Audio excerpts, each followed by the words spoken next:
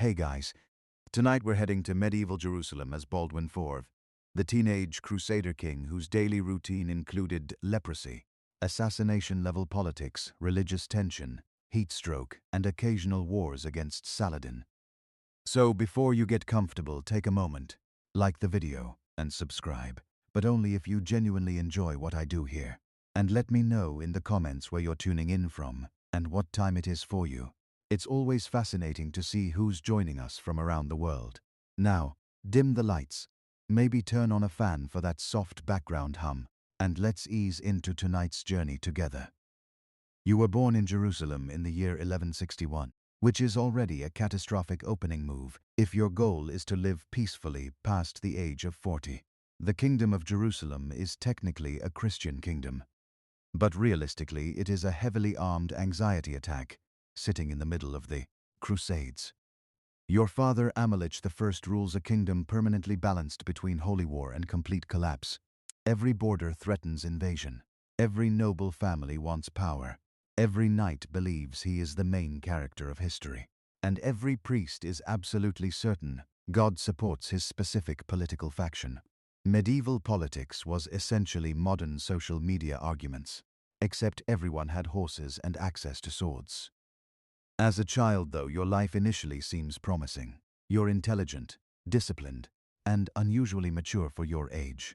Your tutor, William of Tyre, is impressed by how quickly you learn languages, history, religion, and politics. While other boys are trying to throw figs at servants, you are discussing matters of state like a tiny, exhausted accountant trapped in a prince's body. But then something strange begins happening. One day, while roughhousing with other noble boys, they start pinching and hitting each other, the way medieval children apparently entertained themselves, before toys and functioning parenting. The other boys yelp in pain. You do not react. At first, nobody thinks much of it. Perhaps young Baldwin is simply brave, strong, tough, future warrior king material, very inspiring. Then they pinch harder. Still nothing. Now, the adults begin looking nervous in the deeply medieval way where nobody says anything directly. But suddenly, several priests appear in the hallway, and everyone starts whispering in Latin. William of Tyre realizes you cannot properly feel pain in your arm. Physicians are summoned immediately, which in the 12th century is roughly equivalent to hearing. Good news. We have invited several men with dirty knives to guess what is wrong with you. The doctors inspect your skin, your nerves, your movements. They discuss symptoms using alarming religious language while probably washing their hands approximately never. Eventually, the conclusion arrives like an executioner entering the room. Leprosy. Now today, leprosy is treatable. In medieval Jerusalem, however, it is one of the most feared diseases imaginable. People associate it with divine punishment, decay, isolation, and slow suffering. Basically, if medieval illnesses were ranked like terrifying celebrity guests, leprosy enters the room wearing a crown. And the truly cruel part is this: you are still just a child. You can still hear church bells echo across Jerusalem, still watch knights training beneath the burning sun, still smell bread baking in the palace kitchens. But now every adult around you quietly understands something horrifying. The future king of Jerusalem is already dying. And somehow your worst days are still ahead of you. By the time you reach your early teenage years, the Kingdom of Jerusalem already feels less like a kingdom and more like a wagon rolling downhill with one wheel missing.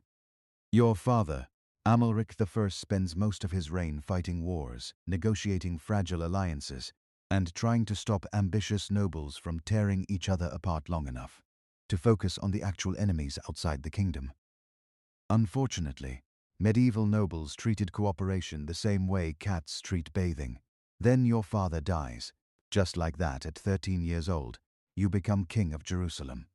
And this is where you officially stop being a child forever. The coronation itself is magnificent. Priests chant inside the church of the Holy Sailor. Incense fills the air. Noble banners sway overhead while armored knights stand guard beside candle-lit walls. To the people watching, you look like a symbol of hope sent by God himself. Meanwhile, your body is slowly losing sensation one limb at a time. Wonderful contrast there. At first, many nobles try pretending your illness is manageable. Perhaps it will progress slowly. Perhaps God will intervene. Perhaps medieval medicine will somehow discover a treatment beyond drink questionable liquids and pray aggressively. But everyone knows the truth. A leper king creates a terrifying political problem.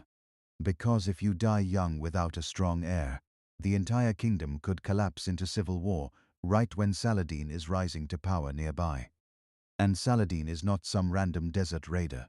He is intelligent, disciplined, patient, and dangerously competent, which is very inconvenient for Jerusalem. Still, despite your condition, you refuse to hide, you attend councils, you study politics, you ride horses. You train with weapons while your tutors and servants quietly watch for signs that your disease is worsening. Sometimes your fingers grip poorly. Sometimes your muscles weaken unexpectedly. Sometimes you injure yourself without even realizing it. Imagine trying to rule a kingdom when your own nervous system has essentially stopped sending customer support updates. Yet, people begin admiring you anyway. Not because you are healthy or intimidating, but because you are determined, calm, focused. You carry yourself with dignity while many fully healthy nobles around you behave like overgrown children fighting over inheritance money. And deep down, everyone understands something unsettling. This sick teenager may genuinely be the strongest person in the kingdom. Being king of Jerusalem would already be difficult if you were healthy. Unfortunately, you are a teenage leper, ruling what is essentially the medieval world's most violently contested piece of real estate. Jerusalem is sacred to Christians, Muslims, and Jews alike, meaning nearly everyone in the region has emotional, religious, political, or military reasons to fight over it.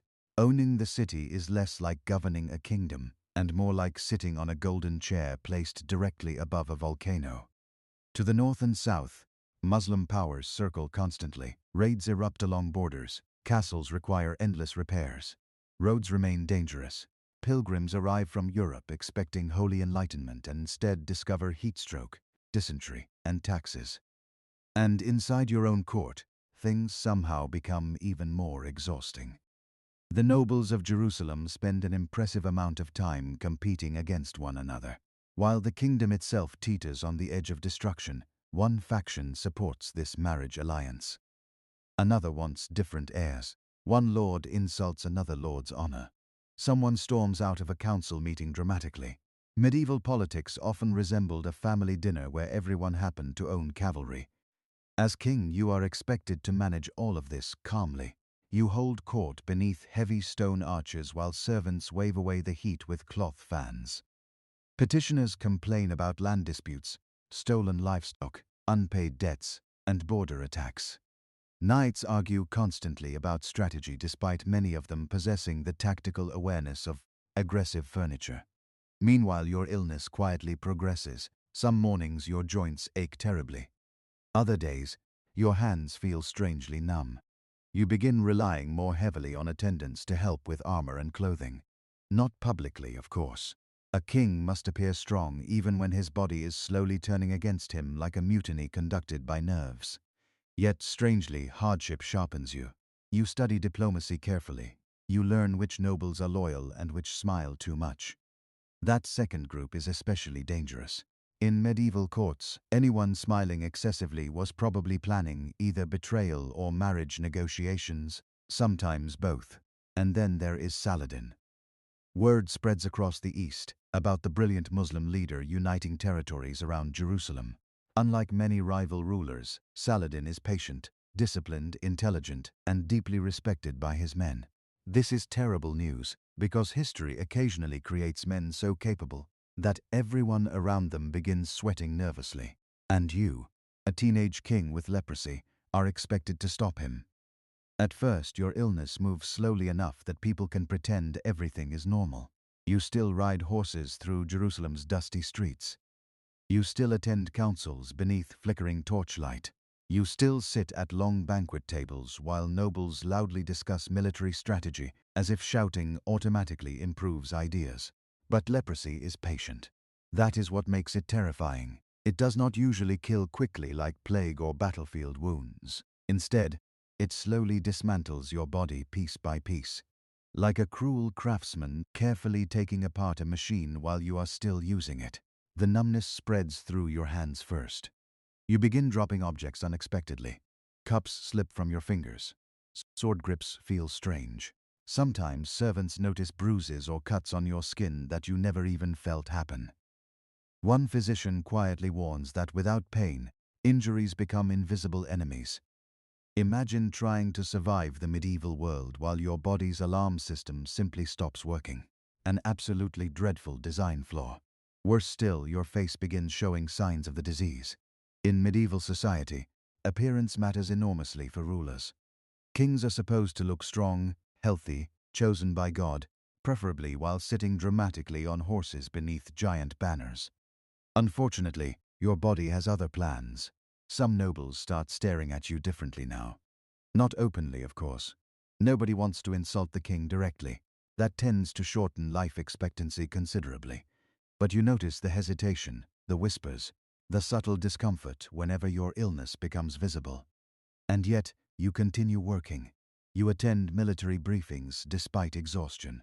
You review fortifications, negotiate disputes, and listen to endless complaints from ambitious lords who somehow still believe their personal rivalries are the kingdom's greatest threat. Meanwhile, the actual greatest threat is gathering strength outside the borders. Saladin continues expanding his power across the region. City after city falls under his influence. His armies grow stronger, his commanders more disciplined. Even his reputation begins frightening people. The kingdom needs a warrior king.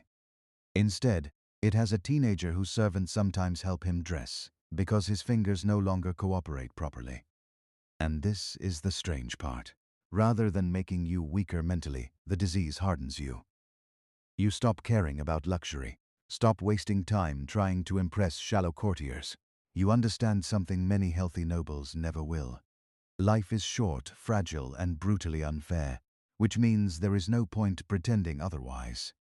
If you are going to die young anyway, then you might as well become terrifying first. If disease were your only problem, your life might almost be manageable. Unfortunately, you also have a royal court, and medieval royal courts are essentially elegant snake pits with better clothing. As your illness becomes more visible, the nobles of Jerusalem begin quietly calculating the future. Not your future, of course. That part looks increasingly grim. They are calculating their own futures. Who inherits power? Who controls the throne after your death? Who gains influence through marriage alliances? Nothing motivates medieval aristocrats quite like the possibility of land and titles. Every council meeting now carries tension beneath the surface. Noble families whisper in shadowed corridors. Alliances form during banquets over roasted meat and wine. Men smile warmly to each other while secretly planning political destruction. It is all very civilized in the same way poisoned wine is technically still a beverage. One of the kingdom's biggest concerns is succession. Because you are unlikely to produce heirs, leprosy has already weakened your body significantly, and everyone knows the kingdom needs stability after your death. Without a clear successor, Jerusalem could collapse into civil war precisely when Saladin is becoming more powerful every year. Wonderful timing, really. Your sister, Sibylla of Jerusalem, suddenly becomes central to every political discussion. Whoever marries her could eventually control the kingdom. Naturally, this attracts ambitious men from across the Crusader states, like flies discovering exposed fruit. Some nobles support experienced military leaders.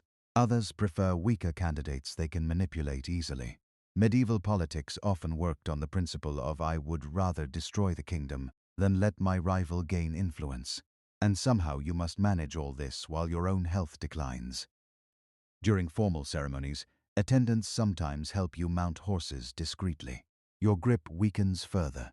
Walking distances becomes exhausting. Yet you still force yourself into armor, still appear before troops, still sit through endless political arguments that could probably have been solved by locking several nobles in a room and waiting until they tired themselves out. What shocks people most is your composure. You rarely explode in anger, rarely complain publicly. Even your enemies admit you possess dignity far beyond your years. Perhaps suffering matures people quickly, or perhaps when your nerves are literally deteriorating. Petty court drama simply loses some emotional impact. Lord Raymond insulted Lord Guy during dinner. Incredible. Meanwhile, your body is actively dissolving. Yet, beneath your calm exterior, you understand the terrifying truth better than anyone. The kingdom is beginning to fracture, and once cracks begin spreading through Jerusalem, Saladin will not hesitate to break the whole thing apart. Most kings in your condition would probably remain inside dark chambers surrounded by priests, physicians, and optimistic people saying things like, "Perhaps rest will help."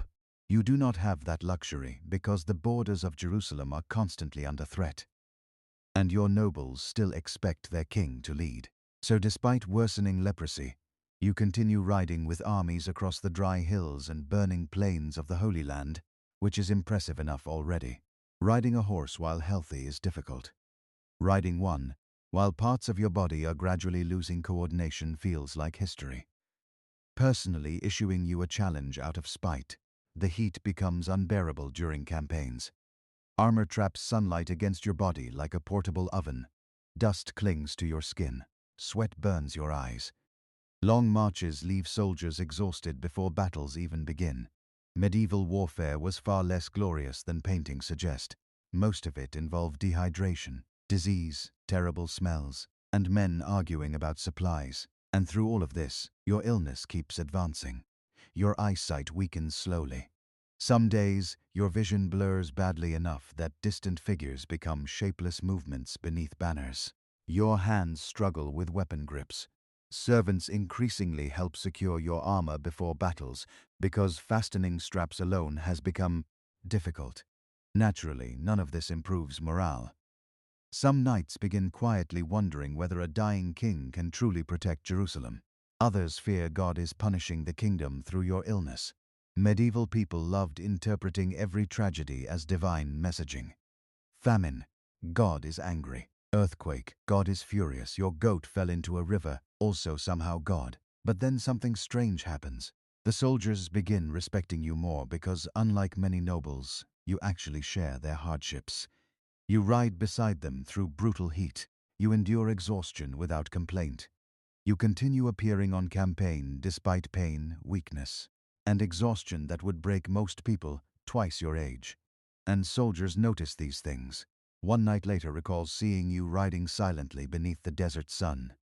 Your face partly covered, your weakened hands struggling slightly with the reins, yet refusing assistance. That image stays with them, not because you look powerful, but because you refuse surrender. Meanwhile, across the region, Saladin continues gathering strength. Fortresses fall under his influence. Muslim forces unify more effectively each year. His commanders grow increasingly confident. Everyone understands what is coming eventually. A massive confrontation, and deep down many fear Jerusalem cannot survive it, especially with a king whose own body is collapsing faster than the kingdom around him. By the year 1177, the situation becomes disastrous even by Crusader standards, which is saying something because Crusader history is essentially one long sequence of catastrophes interrupted occasionally by miracles. Saladin launches a major invasion into the Kingdom of Jerusalem with a massive army. His forces sweep across the countryside, raiding settlements and advancing toward Jerusalem itself. Many believe the kingdom is finished. Honestly, they have good reasons. Saladin commands thousands of experienced troops. You, meanwhile, are a sick teenage king whose body is actively malfunctioning. Your available forces are badly outnumbered. Several nobles hesitate to commit fully. Others are busy arguing, which medieval lords continue doing with remarkable dedication even during national emergencies. At this point, most rulers would probably retreat behind city walls and prepare for siege. Instead, you decide to attack, which sounds brave in history books, but probably sounded completely insane at the time. You ride out with a much smaller army near the hill of Montgisard. Priests carry sacred relics beside the troops, including what is believed to be a fragment of the true cross. Soldiers pray nervously while dust swirls through the air beneath the burning sun. And there you are at the center of it all, a teenager with leprosy leading a desperate cavalry charge against one of the greatest commanders of the age. No pressure whatsoever. By now, your illness has already weakened you considerably. Mounting horses is difficult. Your body tires easily. Some accounts suggest attendants may have helped support you physically during the campaign. Yet somehow you still ride with the army as banners snap violently in the wind. Then the battle begins. The Crusader cavalry crashes into Saladin's forces with shocking speed and fury. Chaos erupts instantly. Horses scream, metal collides, men vanish beneath clouds of dust and blood. Medieval battles were less heroic cinematic jewel and more terrifying confusion, where everyone hopes they are stabbing the correct person. Against all expectations, Saladin's army breaks. The Muslim forces retreat in disorder, while Crusader knights pursue them across the battlefield. It becomes one of the most astonishing victories in Jerusalem's history. And suddenly the sick king everyone peed becomes a legend. Word spreads rapidly across Christendom. Baldwin IV, the Leper King, defeated Saladin himself. Imagine being one of the nobles who doubted you earlier. Very awkward conversations afterward. But the victory changes something deeper too. For the first time, people stop seeing you merely as a dying boy struggling to survive. Now they see something far more dangerous. A king who refuses to surrender even to fate itself. After the victory at Montgisard, people across Jerusalem celebrate you as a miracle king. Unfortunately, miracles do not stop leprosy. Your condition continues worsening slowly, relentlessly, day after day. And now comes one of the cruelest parts of your life, medieval medicine, which to be fair was less a science and more an elaborate guessing. Competition performed by deeply confident men. Physicians examine your skin beneath candlelight while discussing bodily humors with absolute certainty. Priests recommend prayer, fasting, holy oils, and relics. Herbal remedies are mixed together in steaming bowls that smell like wet plants and despair. At various points, people probably suggest treatments involving bloodletting, because medieval doctors viewed removing blood the way modern people view charging electronics. Something wrong? Take some blood out. You endure all of it. Ointments sting your damaged skin.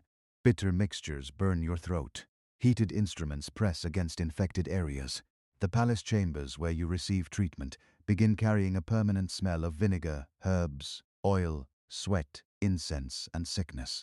And beneath all of it hangs the fear, because everyone around you knows what advanced leprosy eventually does.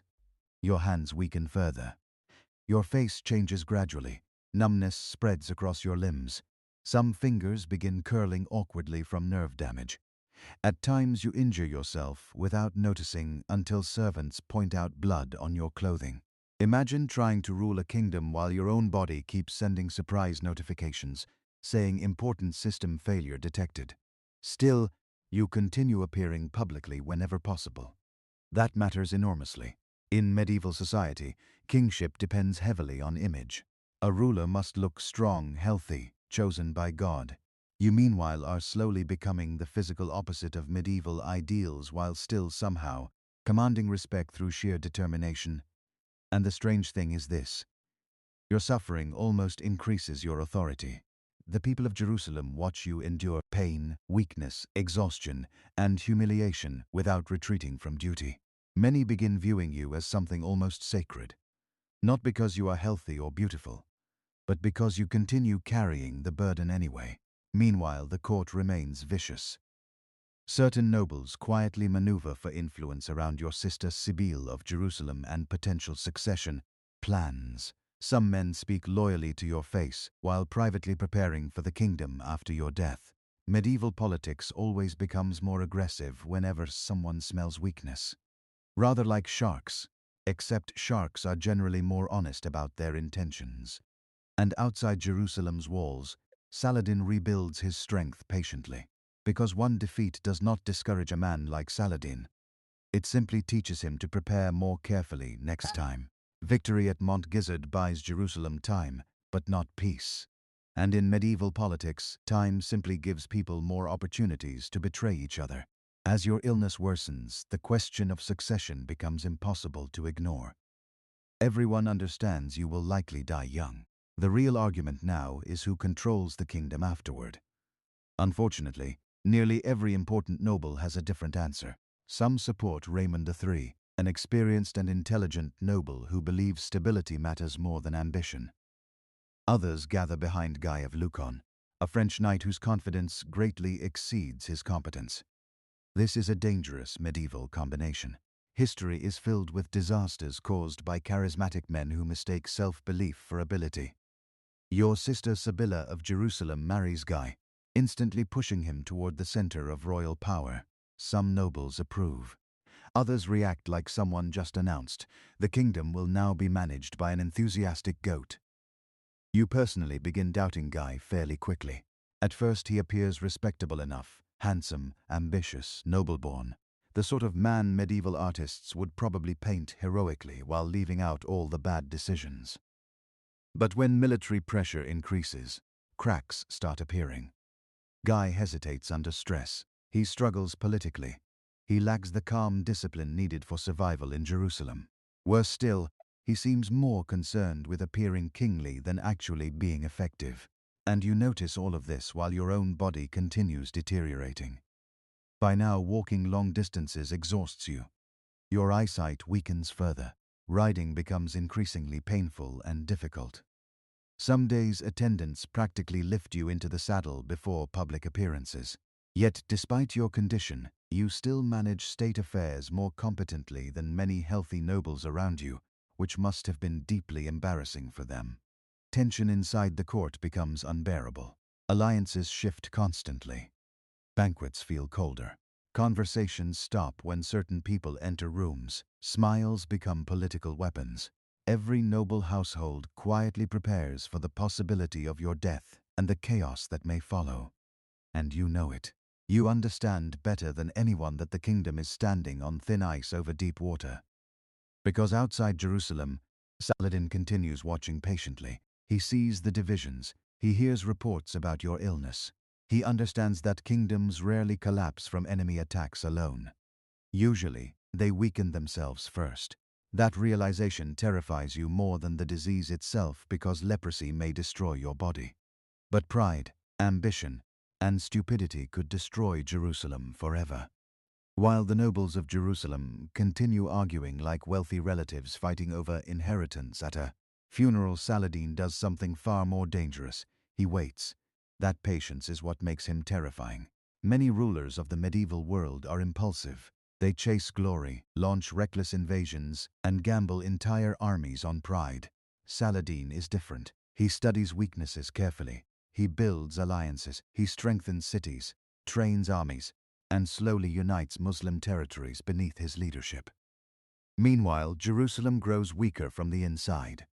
And you can feel it happening. Your disease progresses steadily now. Your vision fades further. Your hands deform more noticeably. Some days you struggle even to hold objects properly. Servants quietly assist with basic tasks behind closed doors, so the court does not fully see how much strength you have lost. Public appearances become exhausting performances. You still sit on the throne in royal robes beneath golden candlelight while nobles kneel before you. But underneath the silken ceremony, your body feels fragile, tired, unpredictable. Every movement requires concentration. Yet somehow your mind remains sharp, perhaps sharper than ever. You recognize that Saladin is not merely trying to defeat Jerusalem militarily. He is waiting for the kingdom to collapse politically first. And honestly, the nobles are helping him tremendously. Raids along the borders intensify. Villages burn. Trade routes become dangerous. Refugees arrive in Jerusalem carrying stories of attacks and destruction. Tension spreads across the kingdom like cracks through glass. Then comes one of the greatest problems of all, Riald of Chartong. Riald is reckless, violent, unpredictable, and deeply committed to making every diplomatic situation worse. He attacks caravans, provokes Muslim forces constantly, and behaves less like a strategic noble, and more like a man personally trying to speedrun apocalypse. Even you struggle to control him. And every time Reinald launches another raid or insult, Saladin gains more justification for future war. The worst part is knowing you may not live long enough to stop what is coming. At night, Jerusalem feels strangely quiet. You hear distant footsteps echo through palace halls. Priests murmur prayers in candlelit chapels. Wind drifts through narrow stone windows, carrying dust from the desert beyond the walls. And somewhere out there, Saladin prepares patiently. He knows your kingdom depends heavily on one exhausted young king holding everything together through sheer willpower. A king whose body is failing faster every year. And history has a cruel habit of attacking precisely when people become weakest. By now, ruling Jerusalem feels less like kingship and more like carrying a collapsing cathedral on your shoulders. While everyone around you argues about whose banner should hang above the entrance, your illness has advanced severely. Walking without assistance becomes difficult. Your eyesight fades badly enough that faces blur at a distance. Your hands barely function properly anymore. Some fingers remain curled and stiff from nerve damage, while other parts of your body feel almost completely numb. And yet every morning, servants still dress you in royal robes. That is one of the strangest things about monarchy. The ceremonies continue no matter how terrible reality becomes. Even while your body slowly breaks apart, attendants still adjust your crown carefully. Nobles still bow, priests still chant blessings, and scribes still record official decrees, as though the kingdom itself is eternal. It is not. You know that now more than anyone. The stress of leadership becomes unbearable at times. Every decision carries enormous consequences. One wrong alliance could fracture the kingdom. One failed military response could invite invasion. One ambitious noble could plunge Jerusalem into civil war the moment you die. And unfortunately, several nobles seem very interested in trying exactly that. You increasingly rely on trusted advisors like Raymond III, though even trusted allies come with complications. Medieval politics never allows simple friendships. Everyone has ambitions, family interests, territorial concerns, or old grudges dating back 3 generations because somebody insulted somebody else's horse. Meanwhile, your frustration with Guy of Lusignan grows stronger. You begin realizing he may not be capable of protecting the kingdom after your death. His leadership feels uncertain, hesitant, too concerned with appearance and court approval. Jerusalem does not need a decorative king. It needs someone capable of surviving a storm already gathering at the gates. And outside those gates, Saladin continues growing stronger every year. Some nights, exhaustion overwhelms you completely. Your servants help remove heavy robes while physicians inspect worsening symptoms beneath candle light. The rooms smell constantly of oil, herbs, wax, and sickness. Now your muscles ache. Your skin burns in some places and feels dead in others. You are still barely in your 20s. That part feels especially cruel. Most young men your age are thinking about tournaments, marriage, adventure, or drunken mistakes involving taverns. You are trying to prevent the collapse of an entire kingdom while slowly going blind. And somehow, despite everything, you still refuse to surrender. Because if the king breaks first, then Jerusalem will not be far behind. There comes a point where your illness can no longer be hidden behind royal ceremony. That point arrives when your hands begin failing completely. At first, the weakness had been manageable. You dropped objects occasionally, struggled with weapon grips, needed assistance fastening armor. Small humiliations quietly hidden behind palace doors. Now the damage becomes impossible to disguise. Your fingers curl unnaturally from nerve deterioration. Some parts of your hands feel completely numb, while others burn with strange pain. You cannot properly hold reins anymore for long periods. Signing documents becomes difficult. Even lifting cups at banquets sometimes requires concentration. Imagine being king while losing an argument against basic hand movement, and yet somehow you continue ruling. Servants adapt around you carefully. Trusted attendants help you dress in private before public appearances. Scribes stand nearby during councils to assist with decrees. Knights pretend not to notice when you struggle mounting horses. The court collectively performs a strange dance of respect and denial. Nobody speaks openly about how serious things have become because acknowledging the full truth would force everyone to confront what comes next. Succession. The kingdom grows increasingly divided over the future. Some nobles support Guy of Lusignan despite your obvious doubts about him. Others rally around rival factions. Political conversations become sharper now, less polite, more desperate. You realize something horrifying.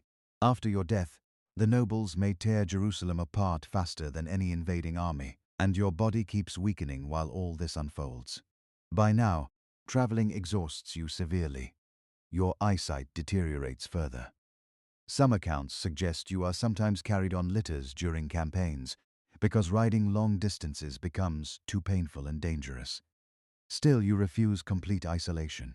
You continue attending councils beneath torchlit ceilings while nobles argue around heavy wooden tables. You still review military reports, still speak with commanders, still try holding the kingdom together through sheer force of will, while your body steadily collapses beneath you. The soldiers continue admiring you for it. Many healthy nobles avoid hardship whenever possible. You, meanwhile, continue ruling while enduring suffering most people cannot even imagine. In a strange way, your illness almost becomes proof of your strength. Not physical strength, something far rarer, endurance. Meanwhile, beyond Jerusalem's walls, Saladin watches everything carefully. Reports about your worsening condition reach him constantly. He knows time favors him now because kingdoms built around one extraordinary person become fragile when that person begins fading away. And deep down you know it too. Your greatest fear is no longer death itself. It is leaving Jerusalem unprepared for what comes after. Most people spend their 20s planning futures. You spend yours preparing for the collapse that may follow your death. By now, your condition has become devastating. Your eyesight is severely limited. Walking requires assistance. Riding horses is nearly impossible without support. The disease has consumed much of your physical strength, leaving the once active warrior king trapped inside a body that no longer obeys him properly. And yet, your mind remains painfully clear, which is both a blessing and a curse, because it means you fully understand how dangerous the situation has become. The kingdom of Jerusalem depends too heavily on you personally. The nobles distrust each other. Rival factions compete constantly for influence. And worst of all, you still do not trust Guy of Lucin to lead the kingdom against Saladin. That realization terrifies you. Not because Gia is evil necessarily. History contains far worse men. The problem is simpler and somehow more frustrating. He is weak when strength is required, hesitant when clarity is needed. The kind of man who mistakes looking confident for actually being competent. Medieval history is full of catastrophes caused by exactly this type of person. So you begin making difficult decisions. You strip Guy of authority temporarily and attempt to secure the succession more carefully. Your young nephew, Baldwin IV, is crowned as co-king while you are still alive in hopes of stabilizing the future. Imagine being so worried about your kingdom that you essentially start installing backup kings while still breathing. That is where your life has arrived. The ceremonies surrounding these decisions feel heavy and mournful. Priests chant prayers beneath cathedral ceilings while candles flicker against gold mosaics. Nobles bow formally, but beneath the ritual, everyone understands the truth. The king is dying, and once you are gone, the fragile balance holding Jerusalem together may disappear with you. At night, your chambers grow quieter now. Physicians come and go, carrying oils, cloths, herbs, and the increasingly hopeless expressions of medieval doctors. Realizing prayer may be their only remaining treatment plan. Servants move softly through dim corridors lit by wavering torchlight. Outside the palace windows, Jerusalem sleeps uneasily beneath the desert stars. You spend long hours thinking about the future, not your own future. That part has become painfully short.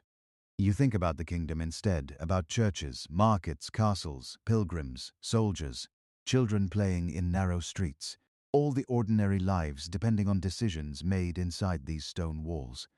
And somewhere beyond the horizon, Saladin waits patiently for the moment those walls begin cracking apart. By the final years of your reign, Jerusalem feels exhausted. The treasury strains under endless military pressure. Noble factions barely tolerate one another anymore. Border tensions increase constantly. Every conversation inside the royal court carries the feeling of something fragile nearing collapse. And at the center of it all sits you, nearly blind, physically broken, and still somehow the most stable person in the kingdom, which is both admirable and deeply concerning. Your health has deteriorated so severely that public appearances become rare and carefully controlled. Servants help move you through palace halls. Your body, once capable of riding into battle beside Crusader knights, now struggles with ordinary movement. Yet even in this condition, people still look to you for reassurance. That says less about royal authority and more about how frightening the alternatives have become. The greatest source of tension remains the question of succession. Your attempts to limit the influence of Guy of Lusignan anger many nobles while pleasing others. Alliances shift constantly now. Former friends become rivals. Men who once toasted together at feasts now watch each other like wolves across a fire. Meanwhile, Saladin continues consolidating power outside the kingdom. His forces grow larger, better organized, more disciplined. Reports arriving in Jerusalem describe cities falling under his influence and Muslim territories uniting more effectively than ever before. For the first time in decades, the Crusader states face an enemy capable not merely of raiding borders, but of destroying them entirely. And everyone knows it. The atmosphere inside Jerusalem changes because of this fear. Markets still operate, pilgrims still arrive, church bells still echo across the city each morning. But beneath ordinary life sits constant anxiety. Soldiers reinforce walls more frequently. Nobles stockpile supplies. Rumors spread through taverns and courtyards. People sense something terrible approaching. You sense it too. Some nights you are carried onto balconies overlooking the city. From there, Jerusalem glows beneath torchlight and moonlight, stone rooftops, narrow streets, towering churches rising above the sleeping kingdom you spent your entire short life protecting. And you know you are running out of time. The cruelest part is not your suffering anymore. It is the realization that your death may unleash forces you can no longer control. Because for all its beauty and faith, Jerusalem remains a kingdom held together by fragile personalities, temporary alliances, and one dying king refusing to let everything collapse before he takes his final breath. But history rarely waits for exhausted men, even heroic ones. By the spring of 1185, your body is finally reaching its limit. You are only 24 years old. 24. Most people at that age are still making terrible decisions with excessive confidence. You, meanwhile, have spent years carrying the survival of an entire kingdom while battling one of the most horrifying diseases of the medieval world. Leprosy has consumed nearly everything now. You are almost blind. Walking is nearly impossible without assistance. Your limbs weaken constantly. Pain mixes strangely with numbness, creating a body that feels both exhausted and disconnected from itself. The physicians still attempt treatments, though by this point even they seem aware they are mostly rearranging herbs around inevitability. And yet, despite everything, you never truly surrender to despair. That is what people remember most about you. Not merely the disease, not merely the battles, but the refusal to break. Inside the palace, the atmosphere grows mournful. Priests whisper prayers through candle-lit halls while servants move quietly between chambers. Nobles speak carefully now, already thinking about the dangerous future approaching after your death. Because everyone understands what comes next. Without you, the fragile balance holding Jerusalem together may collapse completely. And sadly, history proves those fears correct. After your death, power struggles intensify rapidly. Guy of Lusignan eventually gains greater authority despite all your concerns. Noble divisions worsen. Strategic mistakes multiply. The unity you fought desperately to preserve begins unraveling almost immediately. Meanwhile, Saladin continues preparing patiently. Only 2 years after your death, Jerusalem's armies suffer catastrophic defeat at the Battle of Hattin. The kingdom is shattered. Soon afterward, Saladin captures Jerusalem itself. The city you spent your life protecting is lost. And somehow that may be the cruelest ending of all. But even then your legacy survives. Because historians remember something extraordinary about Baldwin IV. Despite unimaginable suffering, despite political chaos, despite knowing his own life would be painfully short, he continued ruling with courage and determination that many healthy kings never possessed. You were not supposed to survive childhood. You were not supposed to lead armies. You were not supposed to defeat Saladin at Montgisard. And yet, you did all of it anyway. Which is why centuries later, people still remember the Leper King not as a tragic figure waiting helplessly for death, but as a man who stared directly at suffering, fate, disease, and collapse, and refused to kneel before any of them. A medieval king held together almost entirely by willpower, prayer, and pure stubbornness. When Vitellius first approached the throne of Rome, the empire was already exhausted. Emperors were appearing and disappearing so quickly that Roman citizens probably stopped memorizing names altogether. Who rules Rome now had become less of a political question and more of a daily weather update. Vitellius arrived during the chaos of the Year of the Four Emperors, a civil war so unstable that generals across the empire kept deciding they personally deserved supreme power, which, to be fair, was how Rome usually handled succession. There was no calm constitutional process, just angry legions, dramatic speeches, and an unhealthy amount of stabbing. But Vitellius stood apart from the others in one important way. Most Roman rulers at least pretended to enjoy military discipline, administration, or public duty. Vitellius seemed primarily interested in lunch, then dinner, then the strategic planning of tomorrow's lunch. Ancient writers described him as charming, lazy, extravagant, and hopelessly devoted to excess. He loved games, luxury performers, racing factions, and above all food. Not normal food either. Vitellius approached banquets like a man attempting to personally bankrupt the Mediterranean economy. Even before becoming emperor, he had built a reputation for indulgence. He spent enormous sums entertaining people and surrounding himself with flatterers. Roman nobles often hosted lavish dinners to show power and sophistication. But Vitellius treated moderation as a personal insult. If another aristocrat served peacock, he wanted 2 peacocks and an entire tray of flamingo tongues beside them. Rome was an empire powered by conquest, taxation, engineering, and apparently whatever poor sailor had to locate enough exotic fish livers to satisfy imperial cravings. Yet somehow soldiers adored him, partly because Vitellius understood something many Roman elites forgot. Hungry troops preferred generous commanders over philosophical ones. A stern speech about civic virtue could not compete with free meat and overflowing wine. So Vitellius laughed with the soldiers, feasted with them, and handed out rewards freely.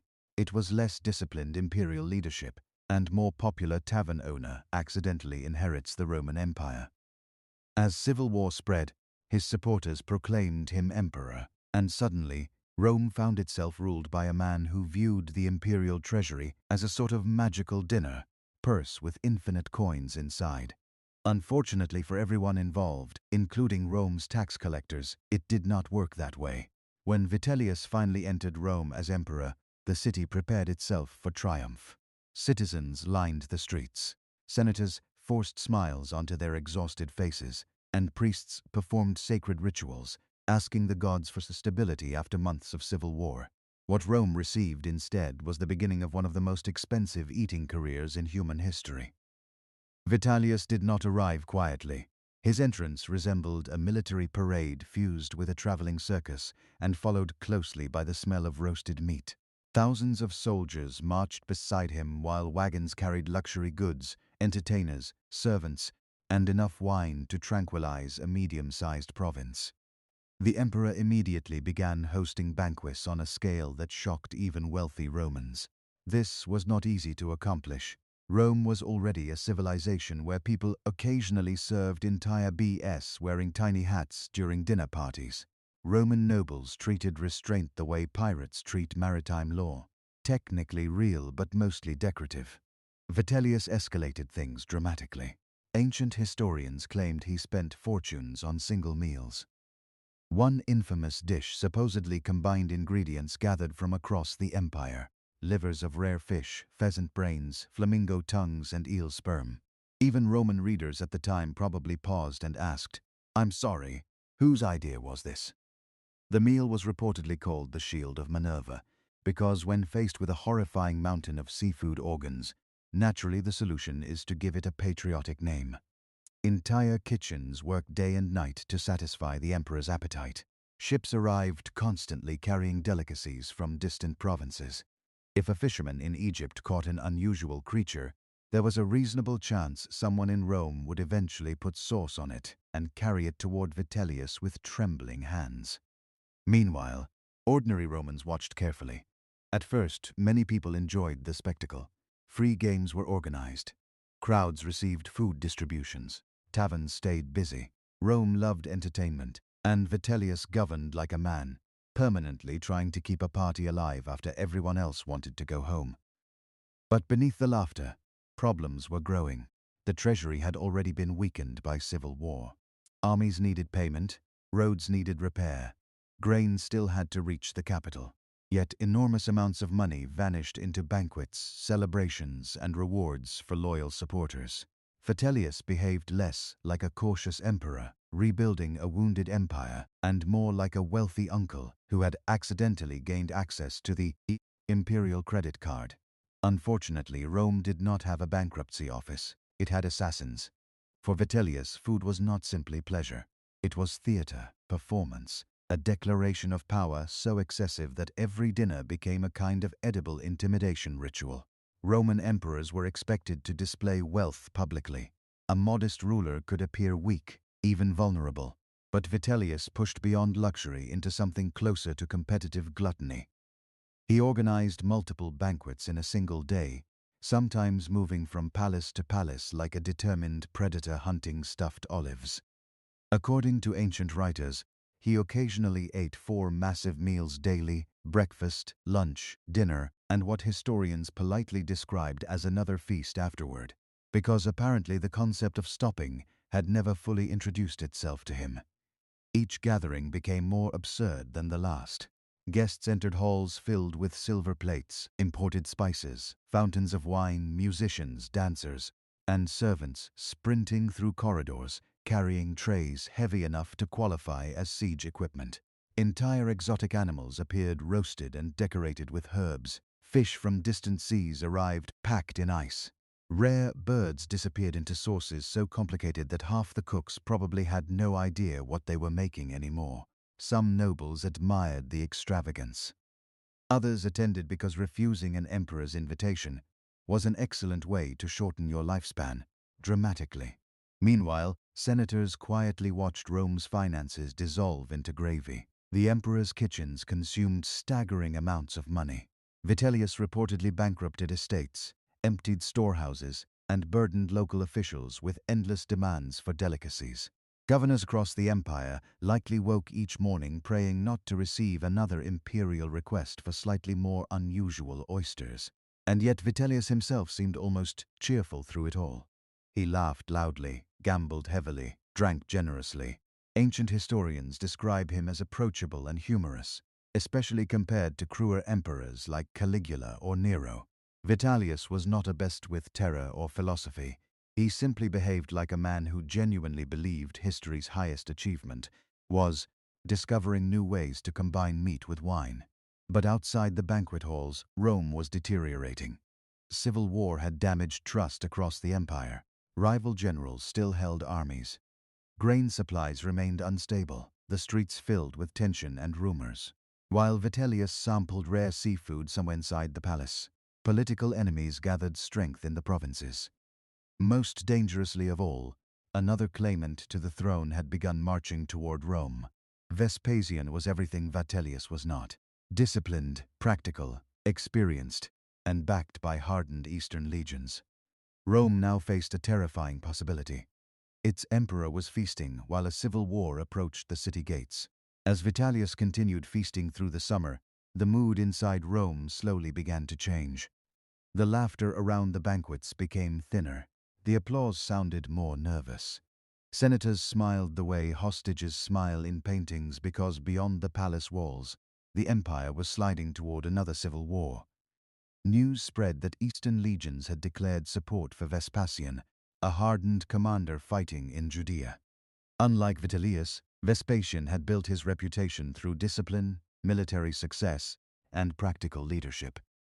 He was not glamorous, he was not charming.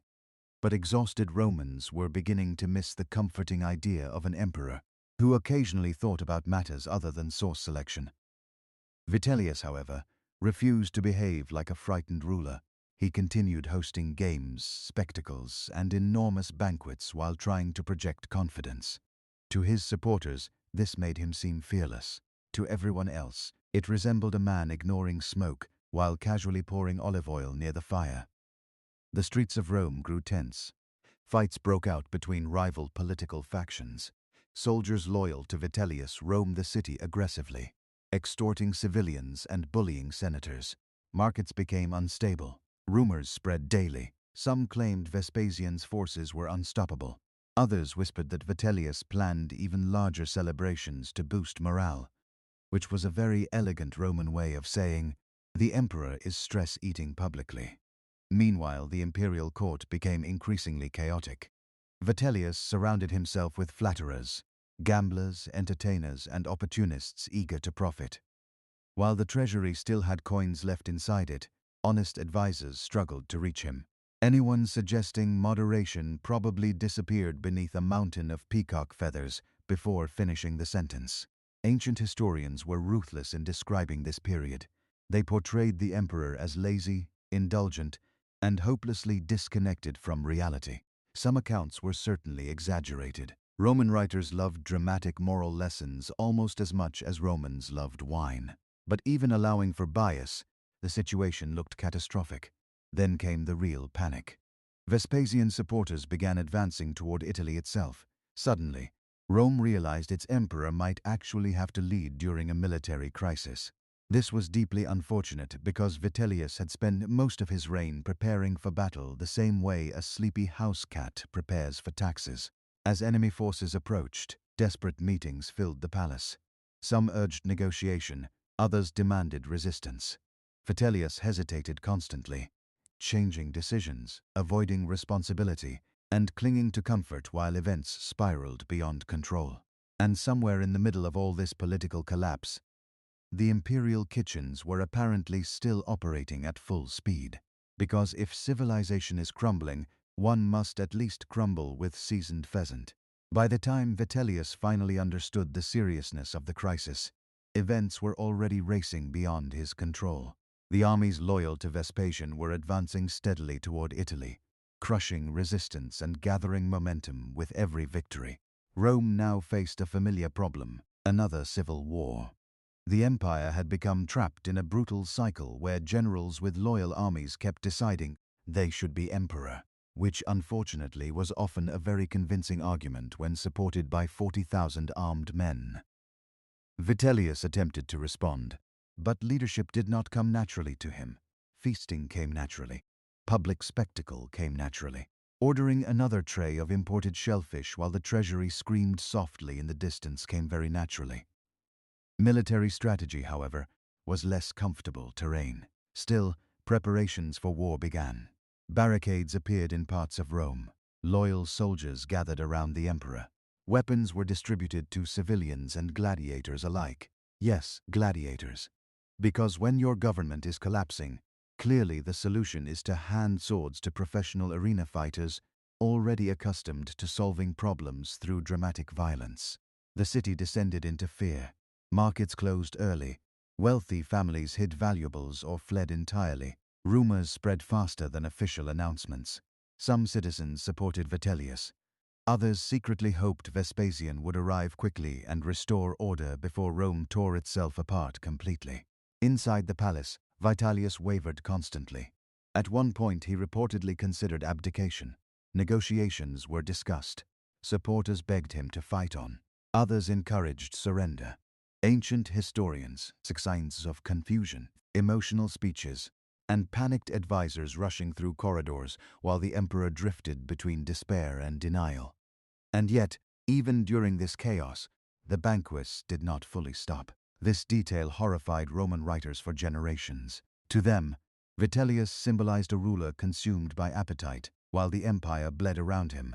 Whether every story was true mattered less than what he represented. Excess without discipline, luxury without restraint, a man trying to out-eat reality itself. Then the violence finally arrived. Forces loyal to Vespasian entered Rome after fierce fighting. Streets filled with smoke, panic, and bloodshed. Soldiers battled through neighborhoods while terrified civilians hid indoors. listening to screams echo through the capital of the empire. Vitellius's supporters collapsed rapidly. Some abandoned him immediately. Others fought desperately. Temples and public buildings became battlegrounds. Rome, supposedly the eternal heart of civilization, now looked like a city tearing itself apart over which exhausted middle-aged man deserved the fancy chair.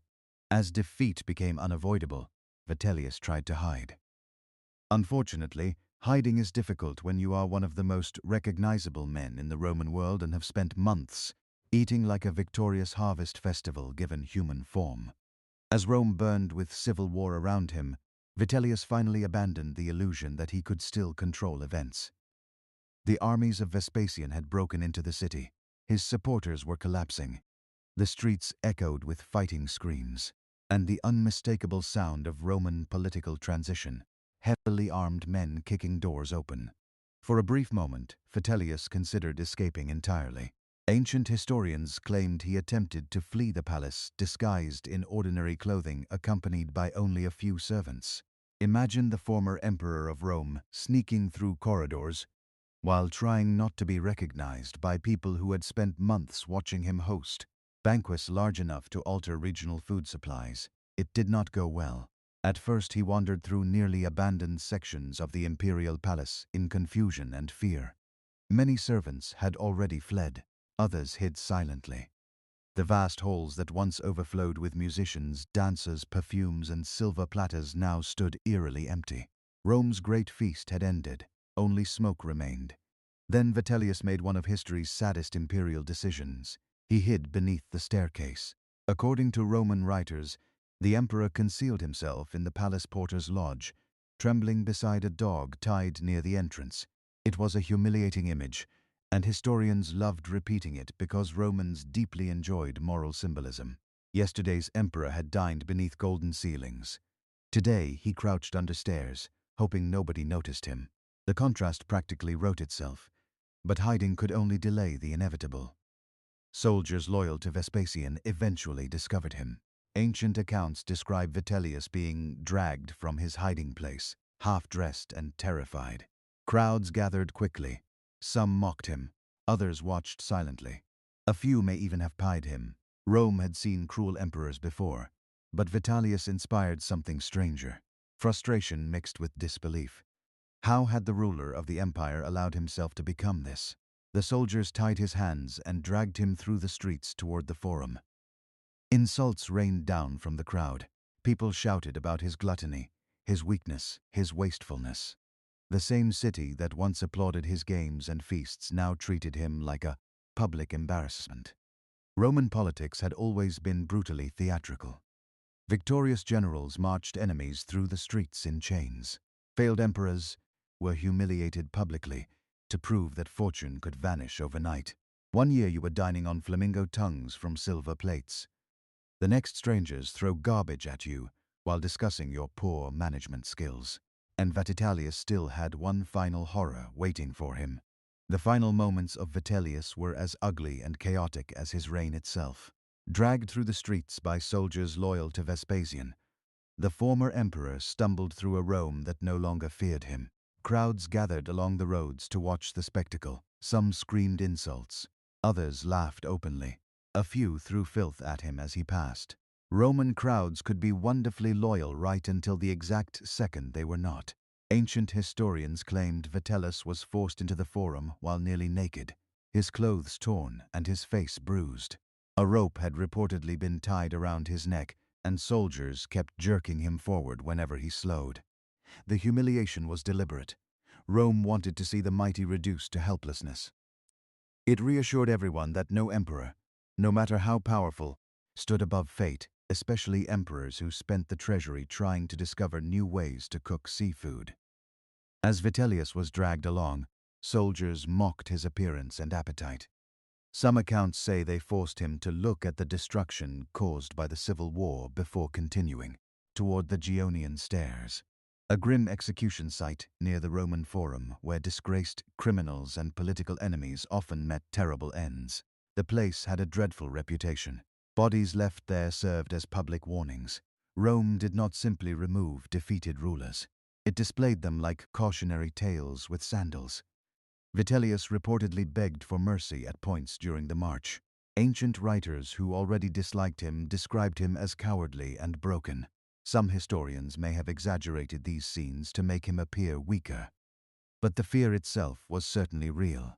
The emperor who once commanded armies and endless banquets now faced an angry mob with nowhere left to run. Then came the execution. Sources differ on the exact details, but Vitellius was ultimately beaten and killed by the soldiers. His body was mutilated afterward and dragged through the streets before finally being thrown into the Tiber River. And just like that, the reign of Rome's great feasting emperor ended not in luxury, but in mud, blood, and public hatred. It had lasted only a few months. The irony was impossible for Roman historians to ignore. Vitellius had consumed enormous wealth trying to enjoy life at its fullest. Yet he died stripped of dignity, abandoned by allies and despised by the same crowds he once entertained. Rome had devoured him almost as completely as he had devoured Rome's kitchens. And now, with Vitellius dead, a new dynasty prepared to rise from the wreckage of civil war. After Vitellius died, the surviving rulers of Rome faced an important task: explaining why everything had gone so catastrophically wrong. Fortunately for them, Vitellius made an extremely convenient villain. The new emperor, Vespasian, quickly restored stability and founded the Flavian dynasty. Rome desperately wanted peace after the chaos of the Year of the Four Emperors, and when societies recover from disaster, they often search for one person to blame entirely, someone who can carry the full weight of collective embarrassment, like a political sacrificial goat. Vitellius became that goat. Roman historians such as Tacitus, Suetonius, and Cassius Dio painted him as the ultimate symbol of greed, weakness, and gluttony. Their accounts described endless feasting, monstrous appetite, laziness, cowardice, and vulgar extravagance. Reading their work, one gets the impression that Vitellius personally consumed half the empire between breakfast and noon. Now, to be fair, he absolutely did indulge excessively. But Roman historians also loved moral storytelling. They did not simply record events. They crafted lessons. In their version of history, good emperors displayed discipline and moderation. Bad emperors drowned themselves in luxury and appetite until the gods punished them accordingly. Vitellius fit perfectly into that formula. So every banquet became larger in the retelling, every meal more grotesque, every floor more dramatic. Ancient writers described impossible dishes, endless vomiting to continue eating, and absurd spending habits that may have been exaggerated over time. Romans enjoyed gossip almost professionally. Add politics to the mix, and historical accuracy occasionally got thrown into the Tiber alongside the bodies. Still, even behind the exaggerations, a real truth remained. Vitellius represented a Rome that had lost control of itself. The empire had become so rich, so vast, and so politically unstable that a man could rise to supreme power largely by pleasing soldiers and throwing extravagant feasts. Civil wars shattered institutions, armies decided emperors. Public entertainment distracted the masses, while deeper problems spread beneath the surface like cracks in marble. Vitellius was not the disease. He was a symptom, wearing expensive robes and holding a roasted pheasant. And yet, strangely, there is something almost tragic about him. Unlike emperors remembered for calculated cruelty, Vitellius often seems more foolish than evil, weak rather than monstrous, a man hopelessly consumed by comfort, while history collapsed around him, which unfortunately remains one of civilization's most recurring hobbies. Today, Vitellius survives in history as one of Rome's great cautionary tales.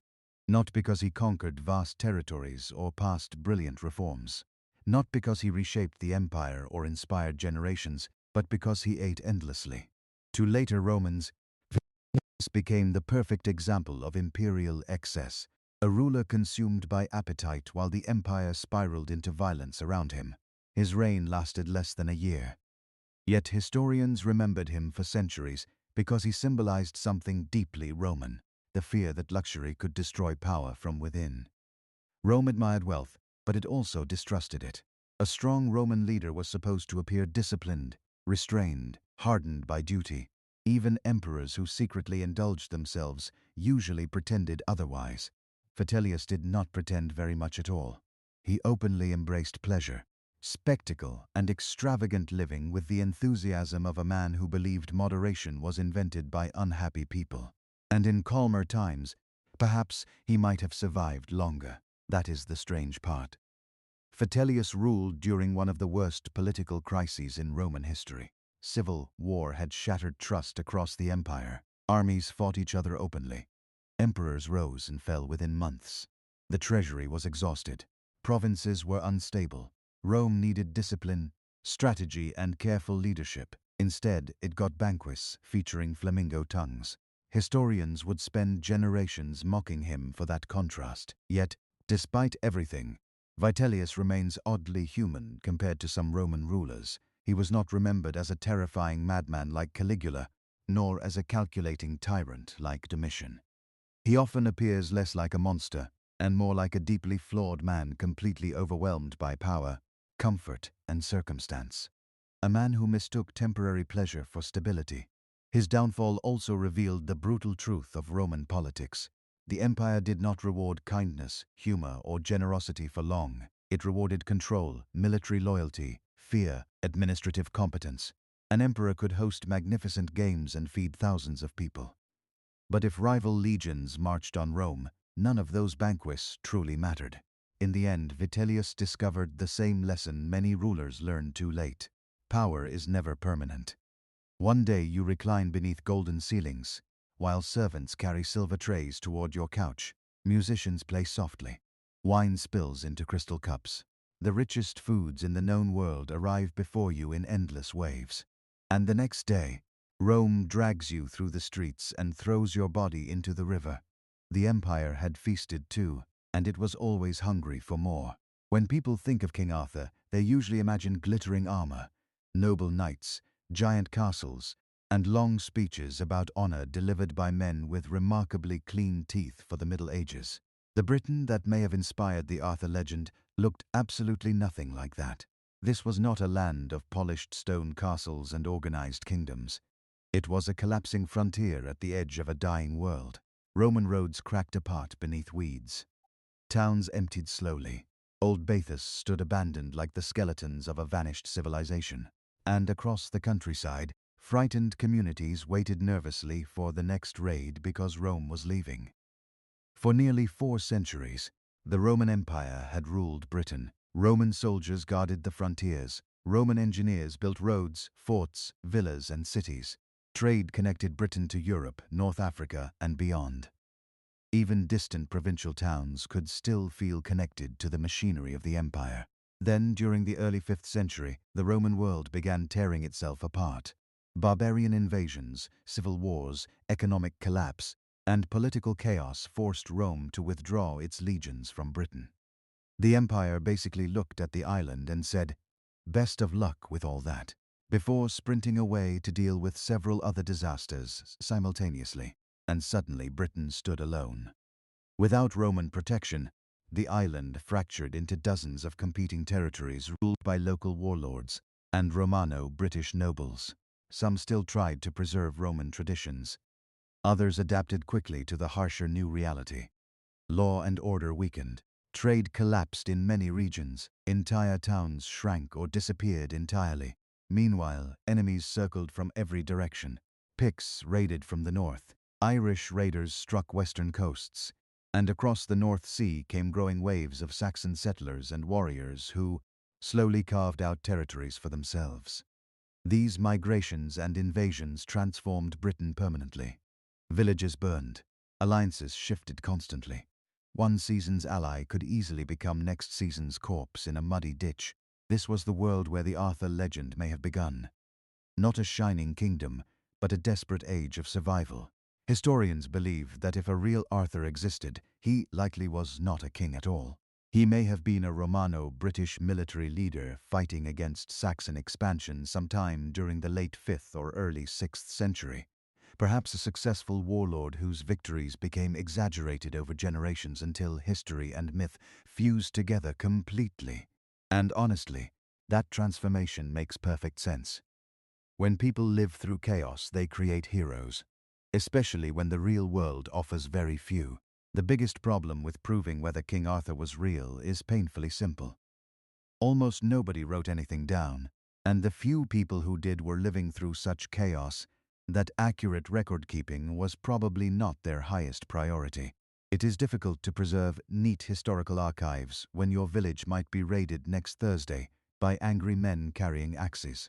The period after Rome abandoned Britain is often called the Dark Ages, partly because historians have so little reliable information from it. Written sources became rare. Literacy declined in many areas. Monasteries survived in some regions, but large-scale Roman administration had collapsed. Britain fragmented into isolated kingdoms where survival mattered more than careful documentation. As a result, the historical Arthur problem becomes a giant, foggy swamp of half-missing clues. The earliest surviving source often connected to Arthur comes from a monk named Gildas writing sometime during the 6th century. Gildas described wars between the Briton and Saxons and mentioned a major British victory at the Battle of Ben, a battle many later writers connected to Arthur. But there is one enormous issue. Gildas never mentions Arthur by name, which feels like a stranger mission, if Arthur truly was the legendary savior of Britain. Imagine writing about the Second World War and casually forgetting to mention Winston Churchill. Historians have spent centuries staring at this silence like detectives examining an empty chair. Later sources become even more frustrating. Around the 9th century, a writer named Nennius finally mentioned Arthur directly in a work called the Histori Britannicum. Nennius described Arthur not as a king, but as a military leader who fought 12 battles against the Saxons, winning great victories, including the famous Battle of Ben. Now things started sounding more familiar. A heroic war leader defending Britain, victorious battles growing legend. The problem was timing. Nennius wrote about Arthur roughly 300 years after Arthur supposedly lived. That is a massive historical gap. By that point, stories had likely passed through generations of oral tradition, exaggeration, political propaganda, and the medieval equivalent of, "My cousin totally saw this happen." And yet the Arthur stories kept growing. Welsh poems, chronicles, and legends slowly transformed Arthur into something larger than life. He fought monsters, led mighty warriors, and became connected to magical figures like Merlin. The deeper historians dig into the sources, the stranger the trail becomes. Because somewhere beneath the fantasy, there may still be a real man hidden underneath centuries of storytelling. Or there may simply be several men stitched together into one immortal legend. If there is one event most closely tied to the possible historical King Arthur, it is the mysterious Battle of Ben. And naturally, historians are not entirely sure where it happened, when it happened, or who actually fought there, which is honestly very fitting for our history. Still, despite the uncertainty, Ben appears again and again in early sources as a massive victory for the Britons against invading Saxons. According to later tradition, this battle temporarily stopped Saxon expansion and gave Britain a brief period of peace after years of warfare. For people living through the chaos of post-Roman Britain, that kind of victory would have felt almost miraculous. The earliest reference comes once again from Gildas, writing in the 6th century. Gildas described Ben as a great British triumph that occurred around the time of his birth. He never named Arthur, but later writers clearly believed Arthur was the hero behind the victory. And honestly, one can understand why. Victories create legends very quickly, especially during desperate times. If one war leader managed to unite scattered British forces and defeat Saxon armies decisively, people would remember him for generations. Songs would spread, stories would grow, details would become larger with every retelling besides smoky fires in half-ruined halls while rain hammered the roof overhead. Because Britain during this era was deeply unstable, the Roman system had collapsed. Kingdoms fought constantly. Communities lived under permanent threat of raids and invasion. In such conditions, a successful military commander would not simply become respected. He would become mythologized almost immediately. Later writers expanded the story dramatically. Nennius claimed Arthur fought 12 battles across Britain and personally killed hundreds of enemies at Ben. Medieval chroniclers later added even more heroic details. Soon Arthur was no longer just a warrior. He became the defender of Britain itself, standing against chaos and foreign invasion like some exhausted Romano-British version of destiny. Of course, historians remain cautious. There is no direct archaeological proof linking Arthur to Ben.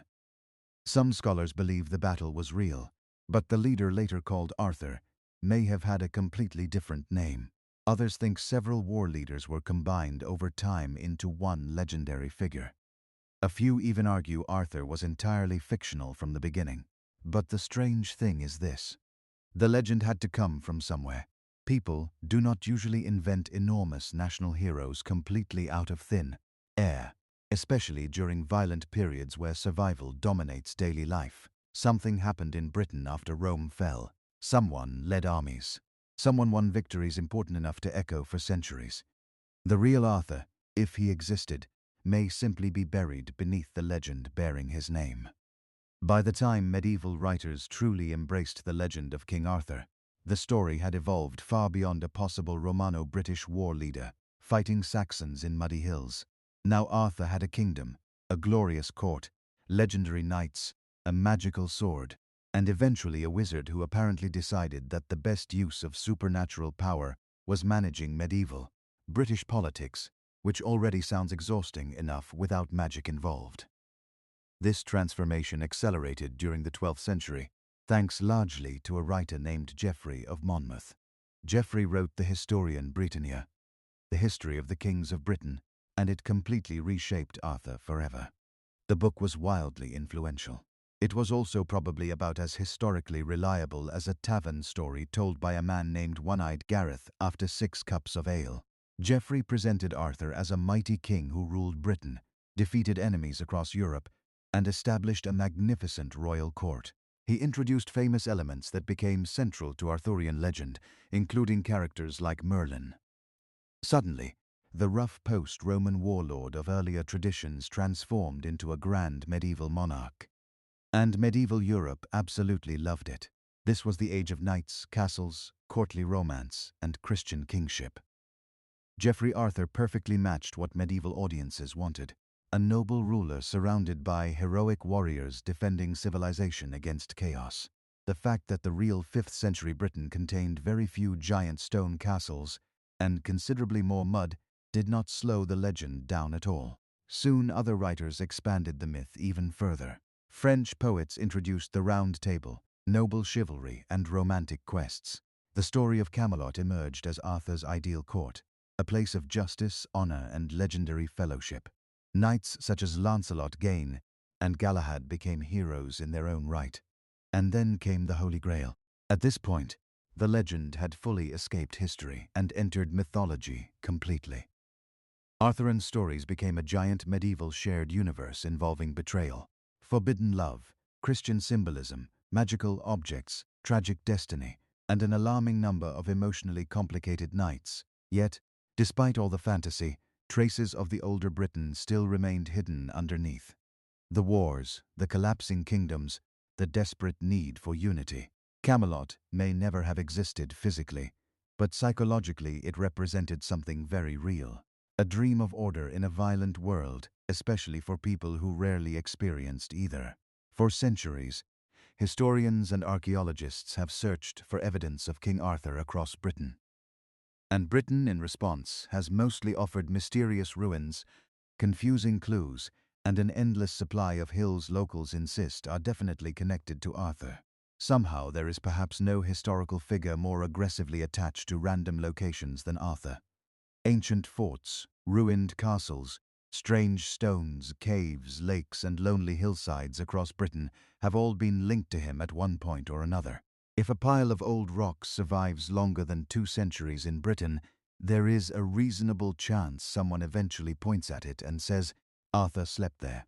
Still, some sites genuinely intrigue historians. One of the most famous is Tintagel Castle in Cornwall, long associated with Arthur's legendary birthplace. Medieval writers claimed Arthur was conceived there after magical deception involving Merlin, because apparently medieval storytelling believed family drama should always include sorcery whenever possible. For years, many scholars dismissed Tintagel as pure legend. Then archaeology complicated things. Excavations revealed that Tintagel was actually an important high-status settlement during the 5th and 6th centuries, exactly the rough period connected to Arthurian traditions. Imported pottery and luxury goods from the Mediterranean were discovered there, showing that elite rulers still operated in parts of Britain even after Rome collapsed. This surprised many people who imagined post-Roman Britain as nothing but abandoned huts and sheep wandering through societal despair. Other locations have also fueled speculation. Sites like Cadbury Castle in Somerset, sometimes connected to Camelot, show evidence of major occupations during the same era. Massive hill forts were reused and strengthened after Rome's withdrawal. Local rulers clearly defended territories and organized armies during this violent period. In other words, the historical environment for an Arthur-like figure absolutely existed. Britain really did contain powerful warlords fighting for survival after Rome fell. That much is certain. But evidence for Arthur himself remains frustratingly slippery. No inscription saying Arthur was here. No royal tomb clearly tied to the legend. No surviving documents from his supposed lifetime identifying a great king uniting Britain. Historians instead work with fragments, probabilities, and educated guesses layered beneath centuries of mythology. And then things become even stranger. In the 12th century, monks at Glastonbury Abbey claimed they had discovered Arthur's grave. Conveniently, this happened after a devastating fire when the abbey desperately needed pilgrims and donations. What followed was either a miraculous historical discovery or one of medieval Europe's most successful tourist marketing campaigns. In the year 1191, monks at Glastonbury Abbey announced something extraordinary. They had found the grave of King Arthur. Naturally, this raised several important questions. First, how convenient? Second, are we absolutely sure these monks were not just medieval businessmen wearing robes? At the time, Glastonbury Abbey desperately needed money. A disastrous fire had damaged much of the monastery, and rebuilding required enormous funds. Pilgrims meant donations, donations meant survival, and few attractions in medieval Britain could compete with the words, "Come visit King Arthur's tomb." According to the monks, workers digging between two ancient stone pyramids uncovered a massive grave containing two skeletons and a lead cross inscribed with words, identifying Arthur and his queen. The timing was spectacular. Too spectacular, many historians believe. Still, medieval Europe exploded with excitement. Pilgrims flocked to Glastonbury. Arthur's legend grew even larger. The supposed discovery seemed to confirm that the great king had truly existed and had finally been found resting beneath English soil. There was just one problem. The evidence was deeply suspicious. Modern historians doubt almost every part of the story. The original grave site was poorly documented. The famous lead cross disappeared centuries ago. The inscription itself looked suspiciously convenient, almost like something written specifically to impress 12th century audiences already obsessed with Arthurian legend, which, to be fair, is exactly what scammers throughout history have consistently done. Even more interestingly, some scholars think the English monarchy actually benefited politically from Arthur's discovery. Why? Because Welsh traditions often claimed Arthur would someday return to drive out foreign rulers and restore Britain. This idea made Norman kings slightly uncomfortable, since ruling a conquered population becomes harder when local legends insist a heroic warrior king may rise from the dead eventually. So discovering Arthur conveniently dead and buried solved that problem rather neatly. Very considerate of him, really. Yet despite the likely fraud, the Glastonbury story reveals something important about Arthur's power as a legend. People wanted him to be real deeply. For medieval Britain, Arthur represented lost greatness, unity, justice, and resistance against chaos. He became a symbol large enough for different generations to reshape according to their own fears and desires. Warriors admired him. Monks Christianized him. Kings used him politically. Poets romanticized him. And ordinary people kept telling stories about him around fires for centuries. Because whether Arthur existed or not almost became secondary.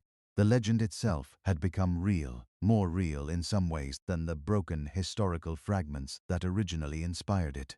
One reason is historians struggle to identify King Arthur is because the real Arthur if he existed at all, may not actually have been named Arthur. That possibility makes this entire mystery dramatically more annoying. Several historians believe the legend could be based on one historical figure, while others argue Arthur was likely a blend of multiple war leaders whose stories fused together over generations. In a violent age with poor records and endless warfare, heroic deeds could easily migrate from one man to another, until a single larger-than-life figure emerged from the confusion. And honestly, humans do this constantly. We simplify messy history into memorable stories because a complicated collection of regional military leaders resisting migration patterns during late antiquity is not nearly as exciting as mighty king with magical sword. Over the years, scholars have proposed several candidates who may have inspired the Arthur legend. One possibility is Ambrosius Aurelianus, a Romano-British leader mentioned by Gildas. Gildas described him as a noble survivor of the Saxon invasions who rallied the Britons during desperate times. He fought successfully against Saxon forces and became associated with Britain's resistance. That sounds extremely Arthuric already. Another candidate is a warrior called Artorius, possibly connected to Roman military traditions. Some scholars believe the name Arthur itself may derive from Roman origins rather than native British ones. Others point toward Celtic war leaders, whose names and achievements gradually evolved into legend through oral storytelling. Then there are the more unusual theories. Some writers have linked Arthur to ancient cavalry commanders stationed in Britain during late Roman rule. Others suggest connections to northern British kings, Welsh heroes, or even mythological figures from older Celtic traditions. At a certain point, the theories become so numerous that Arthur starts resembling a historical magnet, attracting every mysterious warrior within 500 miles. But one detail continues to matter. The timing fits. Britain during the late 5th and early 6th centuries truly was a brutal frontier society under enormous pressure. Saxon migrations were expanding. Romano-British kingdoms fought desperately to survive. Leaders capable of winning victories would absolutely have become legendary figures among frightened populations, and oral cultures preserve heroes powerfully. Stories passed from generation to generation rarely stay historically accurate, but they often preserve emotional truths. The names change, details grow exaggerated, battles become larger, heroes become nobler. Yet somewhere underneath the myth, there is often a memory of something real. Perhaps that is exactly what Arthur became. Not one man, but the memory of Britain fighting not to disappear. A symbol forged from war, loss, survival, and centuries of storytelling layered together until separating fact from legend became nearly impossible. Most historical figures eventually fade into dusty textbooks and mildly depressing museum gift shops. King Arthur did the exact opposite. For over 1,000 years, the Arthur legend has survived wars, invasions, collapsing kingdoms, changing religions, industrialization, modern skepticism, and several extremely questionable film adaptations. Somehow, the story keeps returning generation after generation like an immortal ghost carrying a sword and unresolved emotional issues. And there is a reason for that. Arthur is not just a historical mystery. He is a perfect myth. At the center of the legend sits a deeply powerful idea, a broken land waiting for a just ruler to restore order. That theme works in almost every century, because most centuries are unfortunately at least partially on fire. Arthur's Britain is always standing at the edge of collapse. Enemies gather, trust weakens, kingdoms divide, and then appears a leader who promises unity, courage, and hope. People desperately want to believe such figures exist, especially during unstable times. That emotional power kept the legend alive long after the real historical context disappeared. During the Middle Ages, kings across Britain and Europe connected themselves to Arthur to strengthen legitimacy. Nobles claimed descent from him. Castles displayed Arthurian imagery. Writers expanded the legend constantly, adding romance, tragedy, magic, and Christian symbolism. The story adapted beautifully to every new era. Medieval knights saw Arthur as the ideal king of chivalry. Victorian Britain transformed him into a symbol of noble morality and imperial destiny.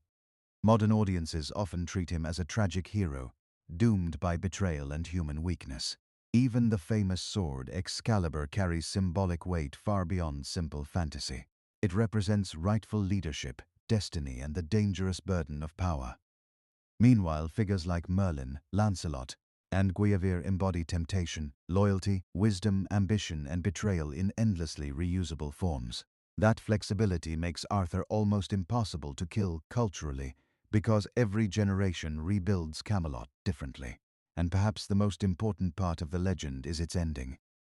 Arthur does not simply die in many traditions.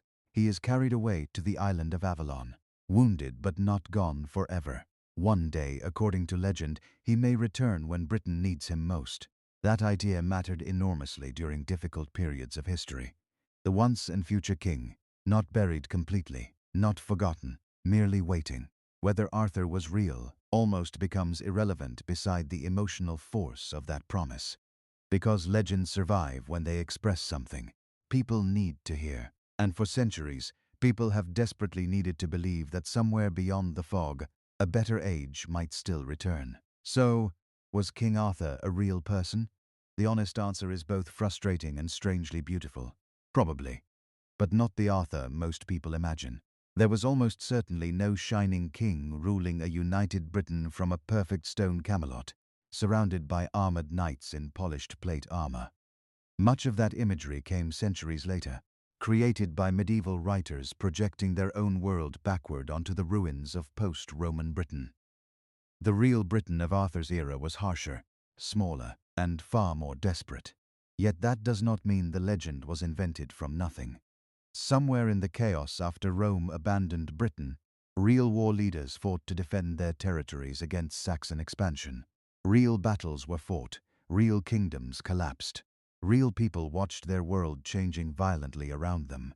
And among those leaders, there may indeed have been one especially successful commander whose memory survived longer than the others. Perhaps he won a decisive battle like Ben. Perhaps he united rival Britain temporarily. Perhaps stories of his victories spread through generations until they became impossible to separate from fantasy itself. That process happens constantly throughout history. Heroes grow larger over time because memory prefers meaning over precision. Facts fade. Symbolism survives, and Arthur became the ultimate symbol not just of Britain, but of humanity's obsession with lost golden ages. Camelot represents the dream that somewhere in the past there existed a better world, more honorable, more united, more just, before betrayal, greed, and human weakness ruined everything.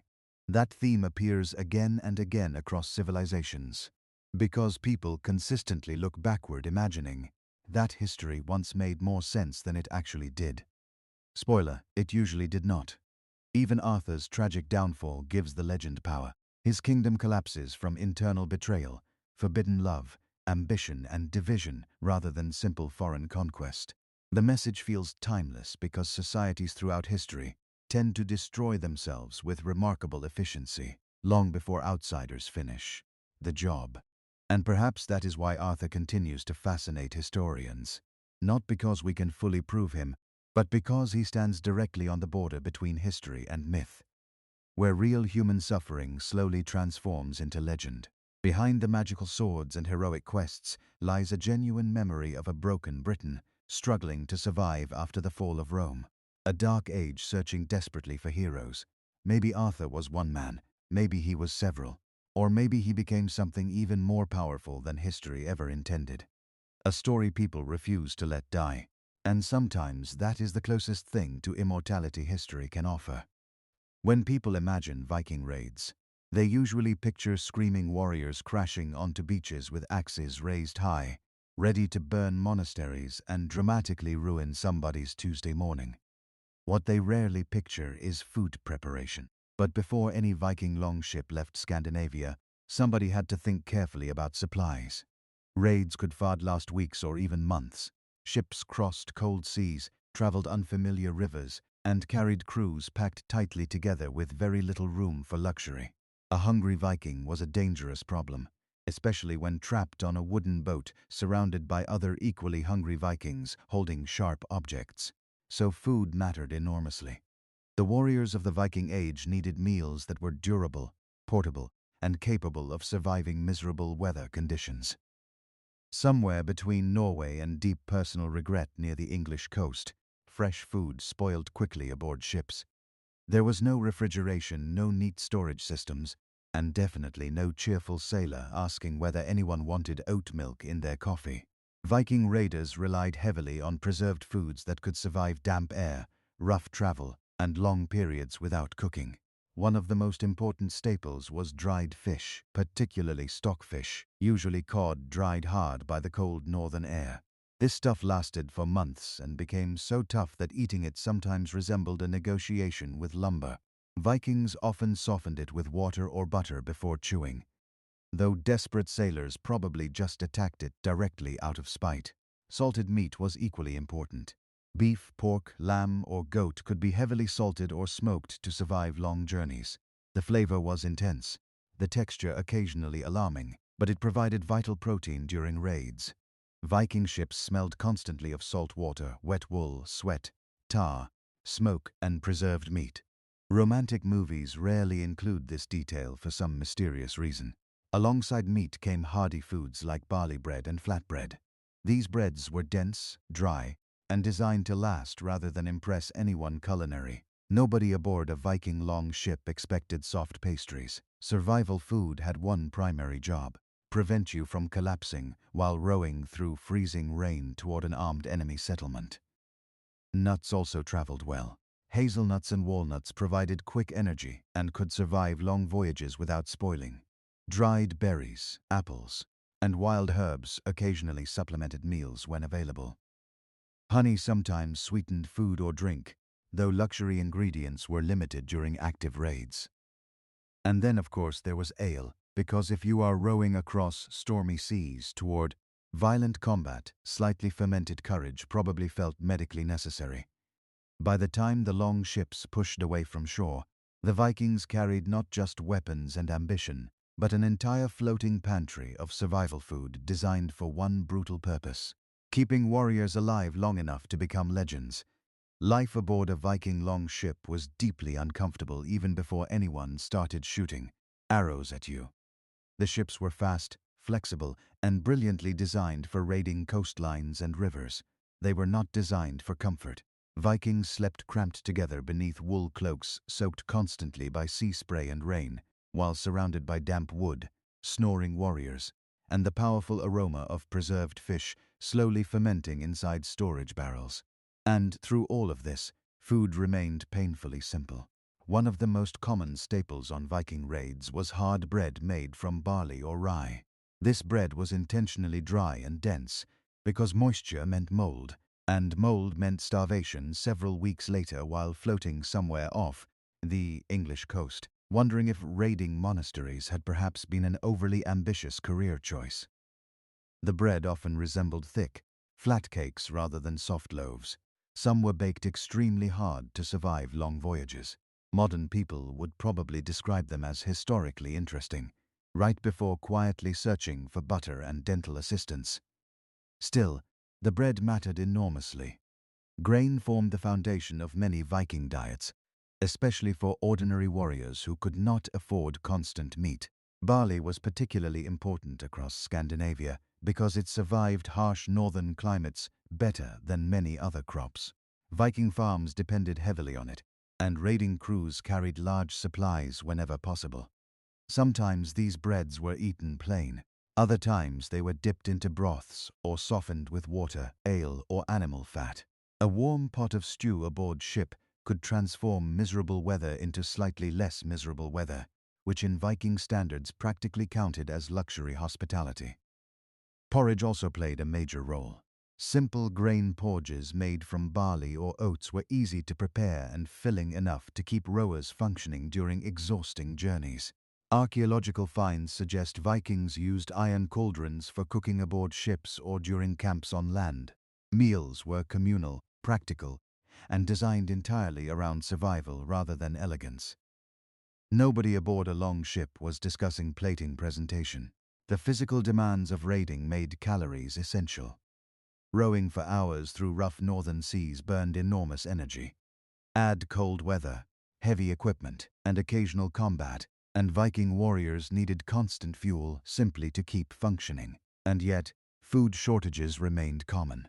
Storms delayed ships, supplies spoiled, raids failed, hunting opportunities disappeared. A crew expecting easy plunder might instead end up wet, exhausted, hungry, and arguing over dried fish texture while stranded beside some miserable coastline. This harsh reality shaped Viking culture deeply. Raids were not endless heroic adventures. They were dangerous expeditions where survival depended as much on preparation and endurance as battle skill. Behind every famous Viking warrior stood sacks of barley, salted meat, and enough hard bread to survive another week at sea. History remembers the axes. The stomach usually made the real decisions. If there was one food Vikings absolutely trusted during raids, it was salted meat. Because nothing says prepared for adventure. Quite like carrying chunks of aggressively preserved animal flesh across freezing oceans. For Viking crews, meat preservation was essential. Fresh meat spoiled quickly, especially aboard crowded ships exposed to moisture, changing temperatures, and the general chaos of long-distance raiding. Without reliable preservation methods, entire expeditions could collapse into starvation surprisingly fast. So the Vikings became extremely skilled at keeping food edible for long periods. Salt was one of the most valuable tools for this. Meat packed heavily in salt lost moisture, slowing bacterial growth and allowing it to survive long journeys. Pork was especially common, though beef, goat, lamb, and even horse meat occasionally appeared, depending on local customs and available livestock. Smoking meat also helped enormously. Large smokehouses could preserve food for winter or travel, filling cuts of meat with a dense, smoky flavor while drying them enough to resist decay. Viking settlements across Scandinavia relied heavily on these techniques because northern winters were long, brutal, and deeply uninterested in human optimism. Raiders carried preserved meat in barrels, leather bags, or wrapped bundles aboard ship. Meals were often eaten cold, sliced with knives, or thrown into stews when fires could safely be lit on shore. Imagine chewing salted pork after rowing through icy rain for 10 hours while your boots slowly absorb half the North Sea. Suddenly, modern meal prep seems emotionally manageable. Fish preservation worked similarly. Dried herring and cod became vital sources of protein during voyages. Scandinavia's coastlines provided enormous quantities of fish, and Vikings learned quickly how to dry or salt catches for future use. Stockfish became especially famous because it could last almost indefinitely, if kept dry enough. Of course, last indefinitely did not necessarily mean taste wonderful. Some preserved foods became so tough that sailors had to soak them before eating. Others developed flavors that modern humans would politely describe as challenging. Hunger, however, is history's greatest seasoning. After several freezing days at sea, even suspiciously leathery cod probably tasted magnificent. Interestingly, Viking diets were often healthier than many people assume. They consumed substantial protein, grains, fish, nuts, berries, and occasionally dairy products. Compared to latest medieval peasants surviving on little besides bread and despair, Vikings actually ate reasonably well when supplies held steady. The real danger was unpredictability. A failed raid could trap crews far from home with dwindling supplies. Storms destroyed cargo. Enemy resistance delayed departures. Rivers became blocked. Suddenly, carefully rationed meat barrels determined whether warriors returned home alive or became unfortunate skeletons. Discovered centuries later by confused archaeologists, which adds an entirely different emotional layer to dried fish. Because aboard a Viking raid, survival often depended less on heroic combat and more on whether someone remembered to properly salt the pork before departure. Despite their terrifying reputation, Viking raiders could not survive entirely on meat, ale, and aggressive confidence. They also needed quick energy. Rowing long ships demanded enormous physical effort. Raiding parties marched across unfamiliar terrain, carrying weapons, shields, armor, and supplies. Cold weather drained strength rapidly. A Viking warrior without food became slower, weaker, and dramatically less enthusiastic about charging into battle, screaming the names of Norse gods. So, portable snacks mattered more than most people realize. Nuts were especially valuable. Hazelnuts grew widely across northern Europe and appeared frequently in Viking diets.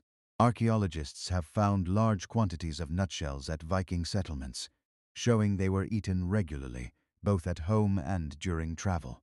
Walnuts, while less common in Scandinavia itself, sometimes arrived through trade networks stretching across Europe. Nuts offered several major advantages. They lasted a long time, survived damp conditions reasonably well, and provided concentrated energy through fats and protein.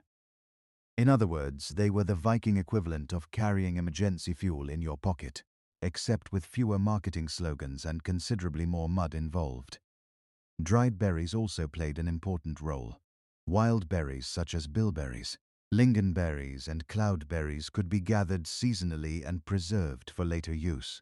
These added nutrients and flavor to otherwise repetitive meals dominated by grain and salted meat. Imagine weeks at sea eating dried fish and barley bread, then suddenly discovering a handful of berries. Morale probably increased instantly by at least 40%. Apples were another useful travel food. Small, hardy apples could survive journeys reasonably well and were sometimes dried for storage. While Vikings did not have access to the massive, polished, supermarket apples people know today, fruit still provided important variety in a difficult diet, and variety mattered psychologically. Long raids were exhausting and monotonous. Days blurred together between rowing, navigating, camping, repairing ships, and trying not to drown in freezing water. Food became one of the few comforts available. Even small changes in flavor or texture could lift spirits significantly during miserable voyages. Honey occasionally sweetened meals or drinks as well. Since sugar did not exist in Northern Europe at the time, honey was incredibly valuable. It flavored porridges, preserved foods, and helped produce mead, the famous fermented drink deeply associated with Viking culture. Though honestly, after weeks aboard a crowded ship full of damp warriors, almost any mildly alcoholic liquid probably started looking spiritually important. Foraging also supplemented diets whenever opportunities appeared. Raiders hunted wild animals, gathered herbs, caught fish, and collected edible plants during stops along rivers and coastlines. Viking expeditions relied heavily on adaptability. Crews constantly adjusted to changing conditions, food shortages, and unexpected delays. Because beneath all the legendary imagery, Viking raids were brutal survival operations. And sometimes the difference between returning home as a celebrated warrior or disappearing forever into some muddy foreign field came down to something surprisingly simple: whether you still had enough nuts left in the bag. Actually, eating aboard a Viking longship was a miserable experience disguised as daily routine. The ships themselves were engineering masterpieces. Fast, flexible, shallow enough for rivers and capable of crossing open seas. Viking longships allowed raiders to strike coastlines with terrifying speed, but comfort was never the priority. Space aboard ship was limited, constantly wet and packed tightly with men, weapons, tools, supplies, and the collective smell of unwashed humanity drifting across the North Sea. Meals happened wherever space allowed. Sometimes warriors ate sitting beside rowing benches while waves slapped against the hull. Other times, they stopped ashore to cook more substantial meals over open fires. During rough weather, food preparation became extremely difficult. Trying to handle hot stew inside a rocking wooden ship in freezing wind probably ended with at least one sailor quietly reconsidering all his life choices. Most meals were painfully simple. Dried fish, salted meat, hard bread, porridge, nuts and ale formed the foundation of shipboard eating. There were no elegant courses, no polished dining rituals, and certainly no cheerful Viking chef emerging dramatically from below deck announcing, "Today's seafood special." Instead, meals focused entirely on survival. The physical labor aboard ship demanded constant energy.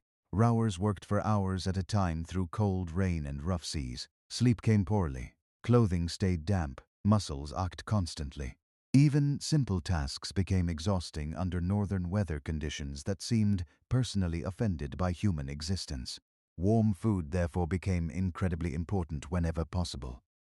Archaeological evidence suggests Vikings carried iron cauldrons for cooking stews and porridge during longer journeys. Fires were usually built on land rather than aboard ship for obvious reasons involving wood, tar, sails, and basic survival instincts. Camps along coastlines or rivers offered precious moments to rest, repair equipment, and prepare proper meals. These camp meals likely felt glorious after days at sea. A hot stew bubbling beside a fire while cloaks dried nearby probably transformed exhausted warriors into temporarily functional human beings. Again, storytelling, drinking, and eating together strengthened group bonds as well. Viking crews depended heavily on loyalty and cooperation. Shared meals reinforced that connection. Of course, food aboard raids was not always legal by local standards. Raiding parties often stole livestock, grain, ale, cheese, and preserved foods from monasteries, villages, and farms they attacked. Medieval chroniclers described Vikings looting food stores alongside treasure, because armies, even boobs ones, always required supplies. Gold looked impressive, bread prevented death, and yet, even with preparation, many voyages remained harsh or storms spoiled supplies. Fires failed in wet weather, fresh water ran low, rats occasionally invaded storage, men became sick, food turned rotten. The romantic image of Viking raiders feasting endlessly beside roaring fires ignores one important truth. Many meals were eaten cold, wet, exhausted, and somewhere far from home beneath skies that looked deeply uninterested in mercy. One of the strangest realities of Viking raids was how quickly conditions could swing between abundance and misery. One week, a crew might be feasting inside a captured monastery with stolen ale, fresh bread, roasted livestock, and enough cheese wheels to emotionally overwhelm half the ship.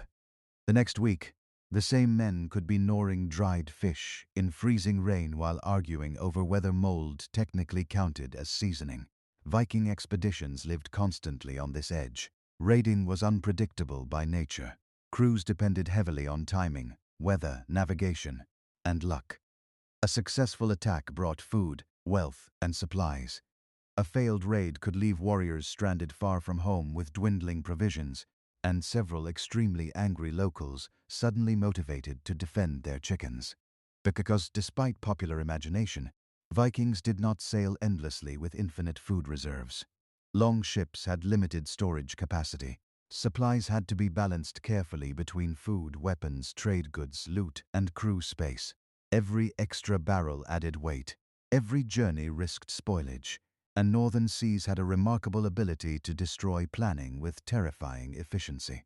Storms were especially dangerous. Heavy weather delayed voyages, damaged ships, soaked supplies, and made cooking nearly impossible. Salt water ruined grain stores if containers failed.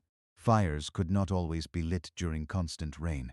Men weakened quickly under cold conditions combined with hunger and exhaustion, and hungry men become unpredictable. Viking sagas and chronicles occasionally describe disputes over supplies, stolen food, or tensions within crews during difficult journeys. Discipline aboard ships mattered enormously because survival depended on cooperation. Nobody wanted to discover halfway through a storm that Beyond the Large had secretly eaten half the communal walnuts during the night.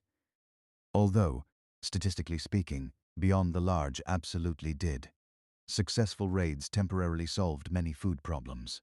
Captured livestock could be slaughtered, grain stores emptied, all barrels seized. Coastal farms and monasteries often contained valuable supplies precisely because these places stored surplus food for winter survival. Raiders targeted wealth, but they also targeted calories. Some expeditions even overwintered abroad. Large Viking armies camping in England or Francia established semi-permanent camps where food gathering became critical. Hunting, fishing, trading, farming, and extortion all helped sustain these forces through harsh winters. At that point, Viking raids became less quick coastal attack and more aggressively uninvited long-term residency. Interestingly, archaeological evidence suggests Vikings were adaptable eaters. They consumed local foods wherever they traveled, integrating foreign ingredients into their diets when possible. Trade routes stretching from Scandinavia to the Byzantine Empire exposed them to a wide range of culinary influences. Though admittedly, after months at sea, even mediocre stew from a rainy English village probably tasted like divine intervention. because beneath the legendary image of fearless Norse warriors stood a very practical reality. Armies march on their stomachs, and Viking raids survived on barrels, bread, salt, and the desperate hope that the next coastline contained something edible. No discussion of Viking raid food would be complete without mentioning the liquids that helped make long voyages slightly more tolerable. And by slightly more tolerable, we mean emotionally survivable, while trapped on a wet wooden ship with 30 exhausted men who have not bathed properly in weeks. Alcohol played an important role in Viking society. Ale was by far the most common drink across Scandinavia. Unlike modern strong beers, Viking ale was often weaker and safer to consume than questionable water supplies, especially during travel. Brewing formed part of everyday life, and large households produced enormous quantities for feasts, rituals, and long journeys. Before raids, ships frequently carried barrels of ale aboard. Not because Vikings were permanently drunk caricatures, swinging axes wildly at clouds, but because ale provided calories, hydration, and morale. Life at sea was cold, repetitive, and dangerous. A warm drink after rowing through freezing rain probably felt spiritually transformative. Mead also carried enormous cultural importance. Made from fermented honey, mead appeared regularly in Viking celebrations, poetry, and elite feasting. It was sweeter, more luxurious, and often associated with wealth or special occasions. Norse mythology itself described great halls overflowing with endless drink, which honestly suggests Vikings approached the afterlife with very clear priorities. Still, mead was not necessarily the everyday drink of ordinary raiders. Honey was valuable, and producing large amounts of mead required resources. Ale remained far more practical for daily use during long expeditions. Waterdale or weak beer likely became common because strong intoxication aboard a crowded ship surrounded by weapons and freezing water was not an ideal survival strategy most of the time. Of course, Viking feasting traditions could become enormous when circumstances allowed. Sagas described victory celebrations involving drinking contests, storytelling songs, and boasting about heroic deeds. These gatherings reinforced loyalty between warriors and leaders. A successful raid was not merely about wealth. It was about status, reputation, and proving oneself before companions. And alcohol helped lubricate all of that beautifully, though not always wisely. One can safely assume that at least several Viking arguments began with phrases like, "I could definitely row better than you during that storm," shortly before escalating into deeply avoidable violence. Interestingly, drinking horns and decorated cups found in archaeological sites suggest that communal drinking rituals carried symbolic meaning as well. Sharing drink reinforced bonds within crews and households. Refusing hospitality or drink could even be considered insulting in some contexts. But aboard actual raids, practicality usually dominated. Alcohol supplies had limits. Water and food remained more important overall. Excessive drunkenness endangered entire crews. Romantic modern images of endlessly partying Vikings ignore the brutal reality that survival at sea demanded constant work and attention, because one badly timed mistake during a storm could send a warrior overboard forever. And the North Sea was famously unsympathetic to intoxicated optimism. Modern stories often portray Vikings as unstoppable machines of violence, charging fearlessly across Europe, fueled entirely by rage and dramatic background music. Real Viking raiders were much more vulnerable, especially when hungry. Hunger shaped nearly every aspect of Viking expeditions. It influenced morale, discipline, decision, and survival itself. A well-fed crew could row farther, fight harder, and endure harsh weather more effectively. A starving crew became slower, weaker, irritable, and dangerously desperate, which describes most humans honestly. Though fewer modern office workers respond by raiding coastal monasteries, long voyages created constant food anxiety. Even carefully prepared supplies eventually dwindled. Salted meat shrank. Bread hardened further into what can only legally be described as medieval building material. Ale barrels emptied. Fishing failed. Storms delayed travel. Suddenly, crews faced the terrifying possibility of running out entirely, and the northern seas offered very little mercy. Cold weather increased calorie demands enormously. Rowing for hours through rough water burned energy rapidly. Wet clothing drained body heat. Sleep deprivation weakened men further. Under such conditions, even strong warriors deteriorated quickly without proper food. This helps explain why Viking raids often targeted monasteries and coastal settlements first. These locations usually contained stored grain, livestock, preserved foods, ale, and other supplies essential for survival. Raiders sought treasure, yes, but food mattered immediately. Gold could not keep you alive during a freezing storm somewhere off the coast of Northumbria. Bread could. Hunger also intensified brutality. A desperate crew trapped far from home with failing supplies became far more dangerous. Historical chronicles often describe Viking armies becoming increasingly aggressive during prolonged campaigns. Part of this came from military ambition, but part came from simple survival pressure. Men who believed starvation awaited them if raids failed fought with terrifying determination. Archaeological evidence even suggests some Viking camps experienced periods of severe scarcity. Animal bones found at certain sites show crews consumed whatever was available, including lower quality cuts of meat and emergency food sources during hard times. Romantic visions of endless feasting collapse quickly when historians start uncovering evidence of exhausted warriors boiling scraps beside muddy winter camps. And winter itself was brutal. Some Viking forces overwintered abroad. In temporary settlement, maintaining food supplies became a daily struggle. Hunting, fishing, extortion, trade, and farming all became necessary. Entire campaigns could depend less on battlefield victories and more on whether enough grain survived until spring, which is perhaps the least glamorous but most historically accurate part of warfare. Logistics decides history constantly while receiving almost none of the songs. In the end, Viking raids were not sustained purely by courage or violence.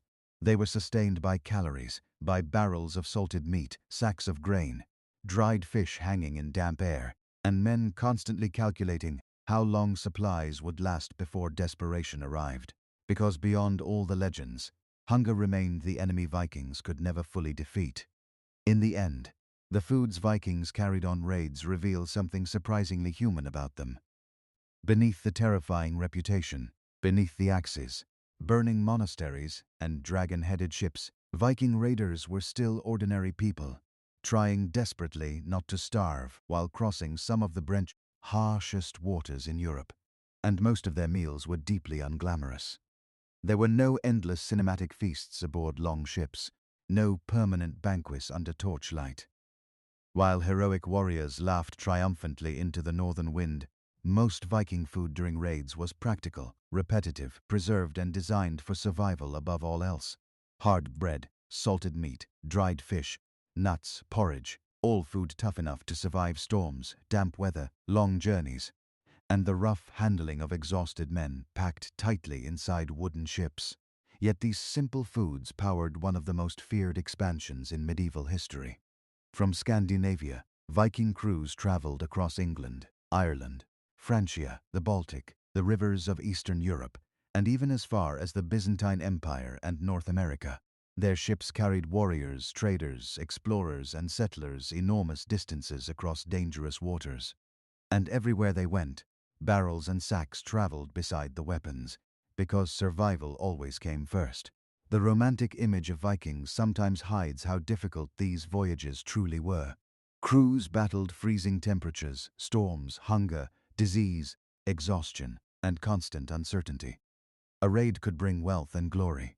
It could also end with shipwreck, starvation, or death in some unfamiliar muddy field several thousand kilometers from home. Many never returned. The foods they carried reflected this brutal reality perfectly. Viking raid meals were portable solutions to a deeply unforgiving world. Preservation techniques like salting, smoking, and drying allowed crews to survive journeys that otherwise would have been impossible. Without those methods, the Viking Age itself may have looked very different. No preserved fish, no long voyages, no raids, possibly no very angry Norsemen suddenly appearing outside your monastery before sunrise. And perhaps that is the strangest part of all. Entire chapters of European history depended partly on extremely durable cod.